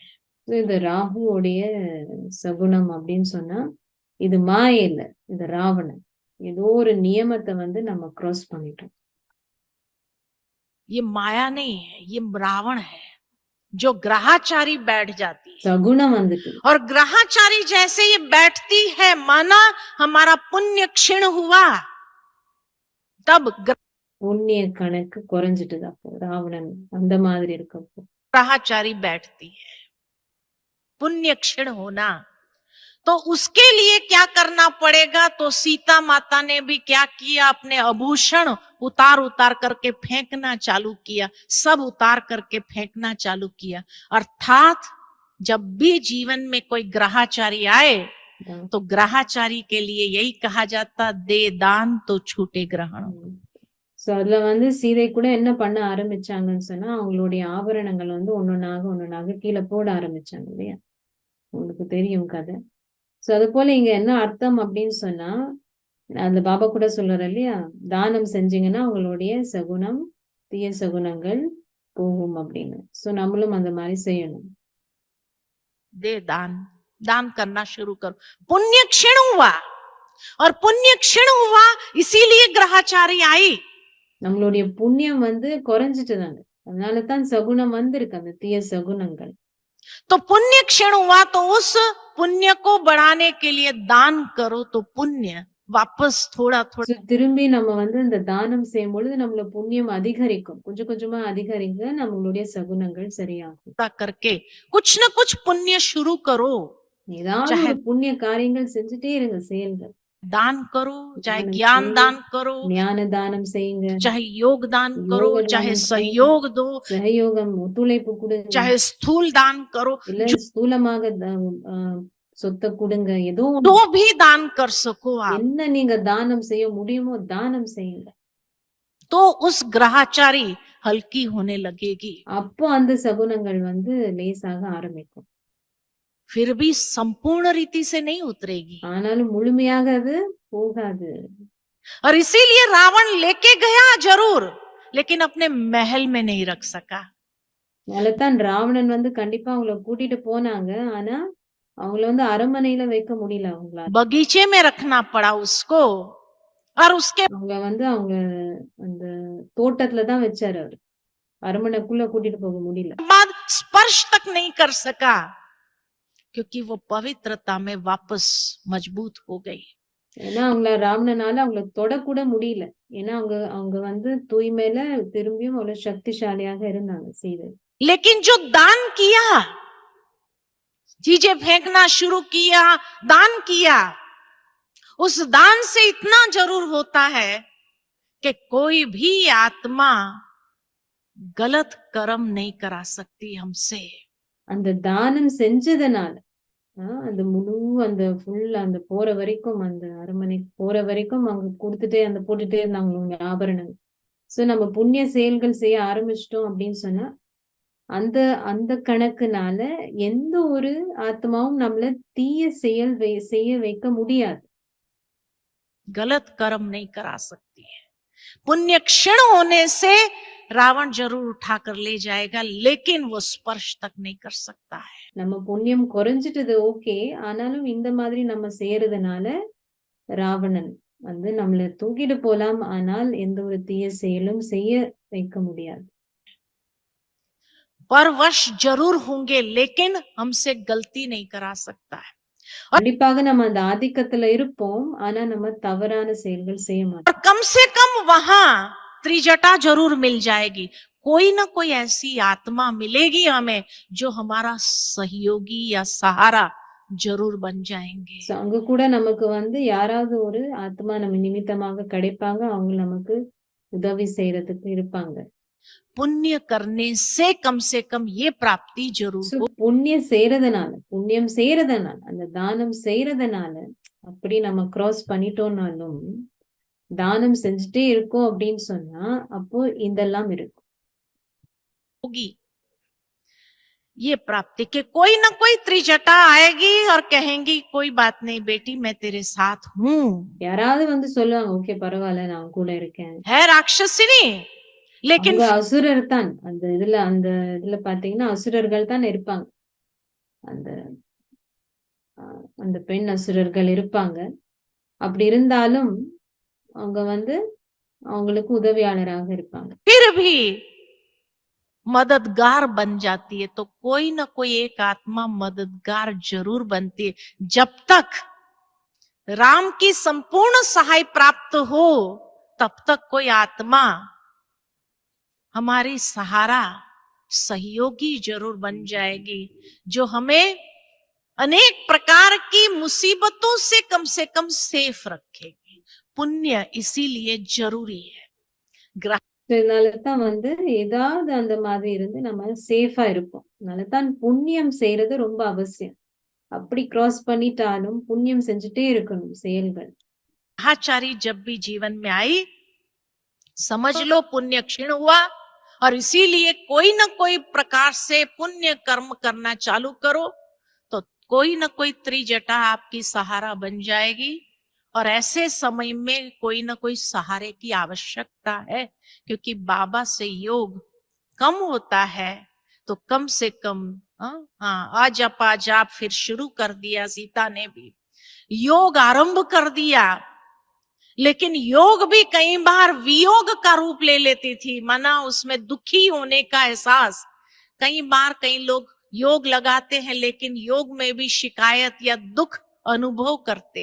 ஓகே, அவங்க யோகம் செய்ய ஆரம்பிச்சாங்க, நினைக்க ஆரம்பிச்சாங்க ராமர். ஆனா அந்த யோகத்திலயும் வியோகம் அப்படின்னா துன்பம் கொஞ்சம் நினைவு செய்யறது அதெல்லாம் கலந்துட்டு. சில பேர் வந்து அந்த மாதிரி சகுனங்கள் இருக்கிறப்போ யோகம் செஞ்சாலும் சம்டைம்ஸ் கம்ப்ளைண்ட்ஸ் பாபாக்கு அந்த மாதிரி செய்யக்கூடியவங்களும் இருக்காங்க. परेशानी को महसूस करते हैं, लेकिन कोई ना कोई त्रिजटा समझो साथ में हो जाएगी। उसके बाद राम ढूंढते हुए कहां जाते हैं? जैसे ही जंगल में आगे बढ़ते हैं तो उस तक वो आभूषण आदि पहुंचता है, माना हमारा दान किया हुआ बाबा तक भी जरूर पहुंचता है। அதனால அப்போ ராமர் தேட ஆரம்பிக்கிறார். அப்போ நம்ம செய்யற அந்த தானம் அந்த ஆபரணங்கள்லாம் அவங்க கீழே போட்டாங்க இல்ல, சோ அது வந்து பாபா பாக்குறார். அப்போ நம்ம செய்ய புண்ணிய செயல்கள் அவங்கள போய் சேருது. ஸோ இது வந்து இன்னும் 15 minutes இருக்கு. இது நம்ம கண்டினியூ பண்ணலாமா? எப்படி? 9 மணி ஆகுது. இது வரைக்கும் புரிஞ்சுதா என்ன சொல்லிட்டு இருக்காங்கன்னு? ராமாயணம் தெரியுமா எல்லாருக்கும்? கேட்டிருக்கீங்களா இந்த கதைகள் எல்லாம்? அதெல்லாம் நிறைய பார்ப்போம். ராமாயணம் பக்தி மார்க்கத்துல ஒவ்வொரு கதையும் தெரியும் எங்களுக்கு. இதெல்லாம் வந்து ரொம்ப இன்ட்ரெஸ்டிங்கா இருக்கு. பிகாஸ் அதெல்லாம் நாங்க நிறைய படிச்சிருக்கோம். சின்ன வயசுலலாம் நிறைய பார்ப்போம் கேட்போம். ஸோ அதோடைய அர்த்தம் இப்போ சொல்றது கொஞ்சம் நல்லா இருக்கு. பட் நீங்க அது கேட்கலனாலும் புரியுதா நாயை பத்தி என்ன சொல்றாங்க? மீனிங் எச்சரிக்கையாக இருக்கிறதுக்கு பாபா நமக்கு நிறைய சொல்லிகள்ல சொல்றது தான் அவங்க வந்து இந்த மாதிரி சொல்றாங்க. ஸோ இது வந்து எச்சரிக்கையாக இருக்கணும். நம்ம இந்த மாதிரி எல்லாம் வரும். ஆனால் நம்ம எப்படி என்ன செய்யணும் அந்த டைம் பாபா நமக்கு சொல்லியிருக்காரு. ஒரு பிராமண வாழ்க்கைன்னு சொன்னா இதெல்லாம் கடந்து போகணும். பட் ஆனா அதுல வந்து வழிமுறைகள் பாபா சொன்னதை நம்ம யூஸ் பண்றோம் அப்படின்னு சொன்னா அதுல இருந்து நம்ம அப்பால் போய் நம்மளுடைய சந்தோஷத்தை நம்ம மெயின்டைன் பண்ணலாம். ஓகே. ஆமா, ராமாயணத்துல எப்படின்னா ஃபர்ஸ்ட் அந்த சூர்பனக்கை வருவாங்க. அதுக்கப்புறம் அவங்கள அந்த அவமதிக்கிறதுனால அவங்க போய் அவங்களுடைய இன்னும் 2 சகோதரருக்கு வருவாங்க. அவங்க எல்லாம் நிறைய பரீட்சை தாள் அதெல்லாம் இவங்க வென்றுடுவாங்க. கடைசியில அவர் ராவணன் கிட்ட போவான். அவங்களுடைய சகோதரன் தான் அண்ணன். இப்போ அவங்க கிட்ட போகும் பொழுது இப்போ ராவணன் வந்து ஓகே அப்படின்னு சொல்லி கடத்துறதுக்கு வருவார். அவங்கள வந்து அவன் என்னுடைய மானத்தை நீ காப்பாற்றணும், இவ்வளவு எல்லாம் செஞ்சுட்டாரு, அவமதிச்சுட்டாரு, எப்படி நீ சும்மா இருக்கலாம் அப்படின்னு போய் சொன்னதுக்கு அவர் வந்து ஓகே அவருடைய இதுலயே கடத்துறேன் அப்படின்னு சொல்லி அவர் வருவார் ராவணன். அதுதான் நம்ம சொல்றோம். அவங்க அதுதான் சொன்னாங்க. இன்னொரு கேள்வி. கதையெல்லாம் நம்ம நிறைய கேட்டிருக்கோம். அதெல்லாம் வந்து பக்தி மார்க்கத்தை ரொம்ப சுவாரஸ்யமான கதைகள். ஆனா அதோடைய ஆக்சுவல் அர்த்தம் என்ன அப்படின்னு தான் முக்கியம். அதுதான் ரொம்ப அழகா அவங்க சொல்றாங்க. ராவணன் அப்படின்னு சொன்னா ஏதாவது நீங்க வந்து அந்த கோட்டை தாண்டுறீங்க, அப்பதான் ராவணன். அப்போ சகுனங்களே மாறிடுதுன்னு சொல்றாங்க. ஆனாலும் நீங்க புண்ணிய செயல்கள் செஞ்சுட்டு இருந்தீங்கன்னா உங்களுக்கு சேஃபா இருப்பீங்க சொல்றேன். அது இந்த நியமனத்துக்கு மீறி சேவை செய்யறண்டு அது விளக்கம் தெரிவிங்களா? அதுதானே இப்போ வந்து பாபா சொல்றாரு நமக்கு. அதுல வந்து நிறைய சிச்சுவேஷன்ஸ் இருக்கலாம். பட் பாபா நமக்கு சொல்றது தானே, மற்றவங்களுக்கு நம்ம பணம் கொடுக்கிறோம். பணம் அப்படின்றது ஒரு பெரிய விஷயம். அது வந்து நியமத்தை செய்யணும், பாபுடைய ஸ்ரீமத் படி செய்யணும். அதுவும் இருக்கலாம். அப்படி இல்லைன்னா நம்ம வந்து இந்த மாதிரி கூட உணவு, பாபா நமக்கு நியமங்கள் சொல்றாங்க தானே. உணவு பத்தி இருக்கு, தூய்மை பத்தி இருக்கு, பணம் எங்க கொடுக்கணும் எங்க கொடுக்க கூடாது, எப்படி யூஸ் பண்ணணும், இதெல்லாம் இருக்கு. சோ பல விடயங்கள் நமக்கு நியமங்கள் அப்படின்னு சொல்லும் பொழுது இருக்கு, நமக்கு பாதுகாப்புக்காக அந்த பாபா நமக்கு சொல்லியிருக்கக்கூடிய விடயங்கள். சோ அதை மீறி வந்து நம்ம செய்யறோம். அந்த இரக்கமான அவங்க ஒருத்தவங்களை வந்து புண்படுத்தக்கூடாது, இல்ல அவங்களுக்கு வந்து இந்த மாதிரி செய்யணும் அப்படின்னு அது வந்து நம்ம பார்க்கணும். நிறைய நிறைய எக்ஸாம்பிள் கொடுக்கலாம். பட் இதெல்லாம் நிறைய வந்து நம்ம சிந்திக்கிறதுக்கு நிறைய விடயங்கள் இன்னைக்கு பாபாவுடைய நினைவுல முடிப்போம். ராமருடைய நினைவுல சேஃபா எப்பவுமே பாபா கூட இருந்து பிரியாம, ரைட்? நம்மளுடைய ராமாயணம் நம்ம தானே உருவாக்கணும். நம்மளுடைய ராமாயணம் எப்படி எப்பவுமே சேஃபா இருக்கிறது ராமரோட, ரைட்? நம்மளுடைய பிராமண வாழ்க்கை. சாந்தி. ஒரு நிமிஷம் பாபா.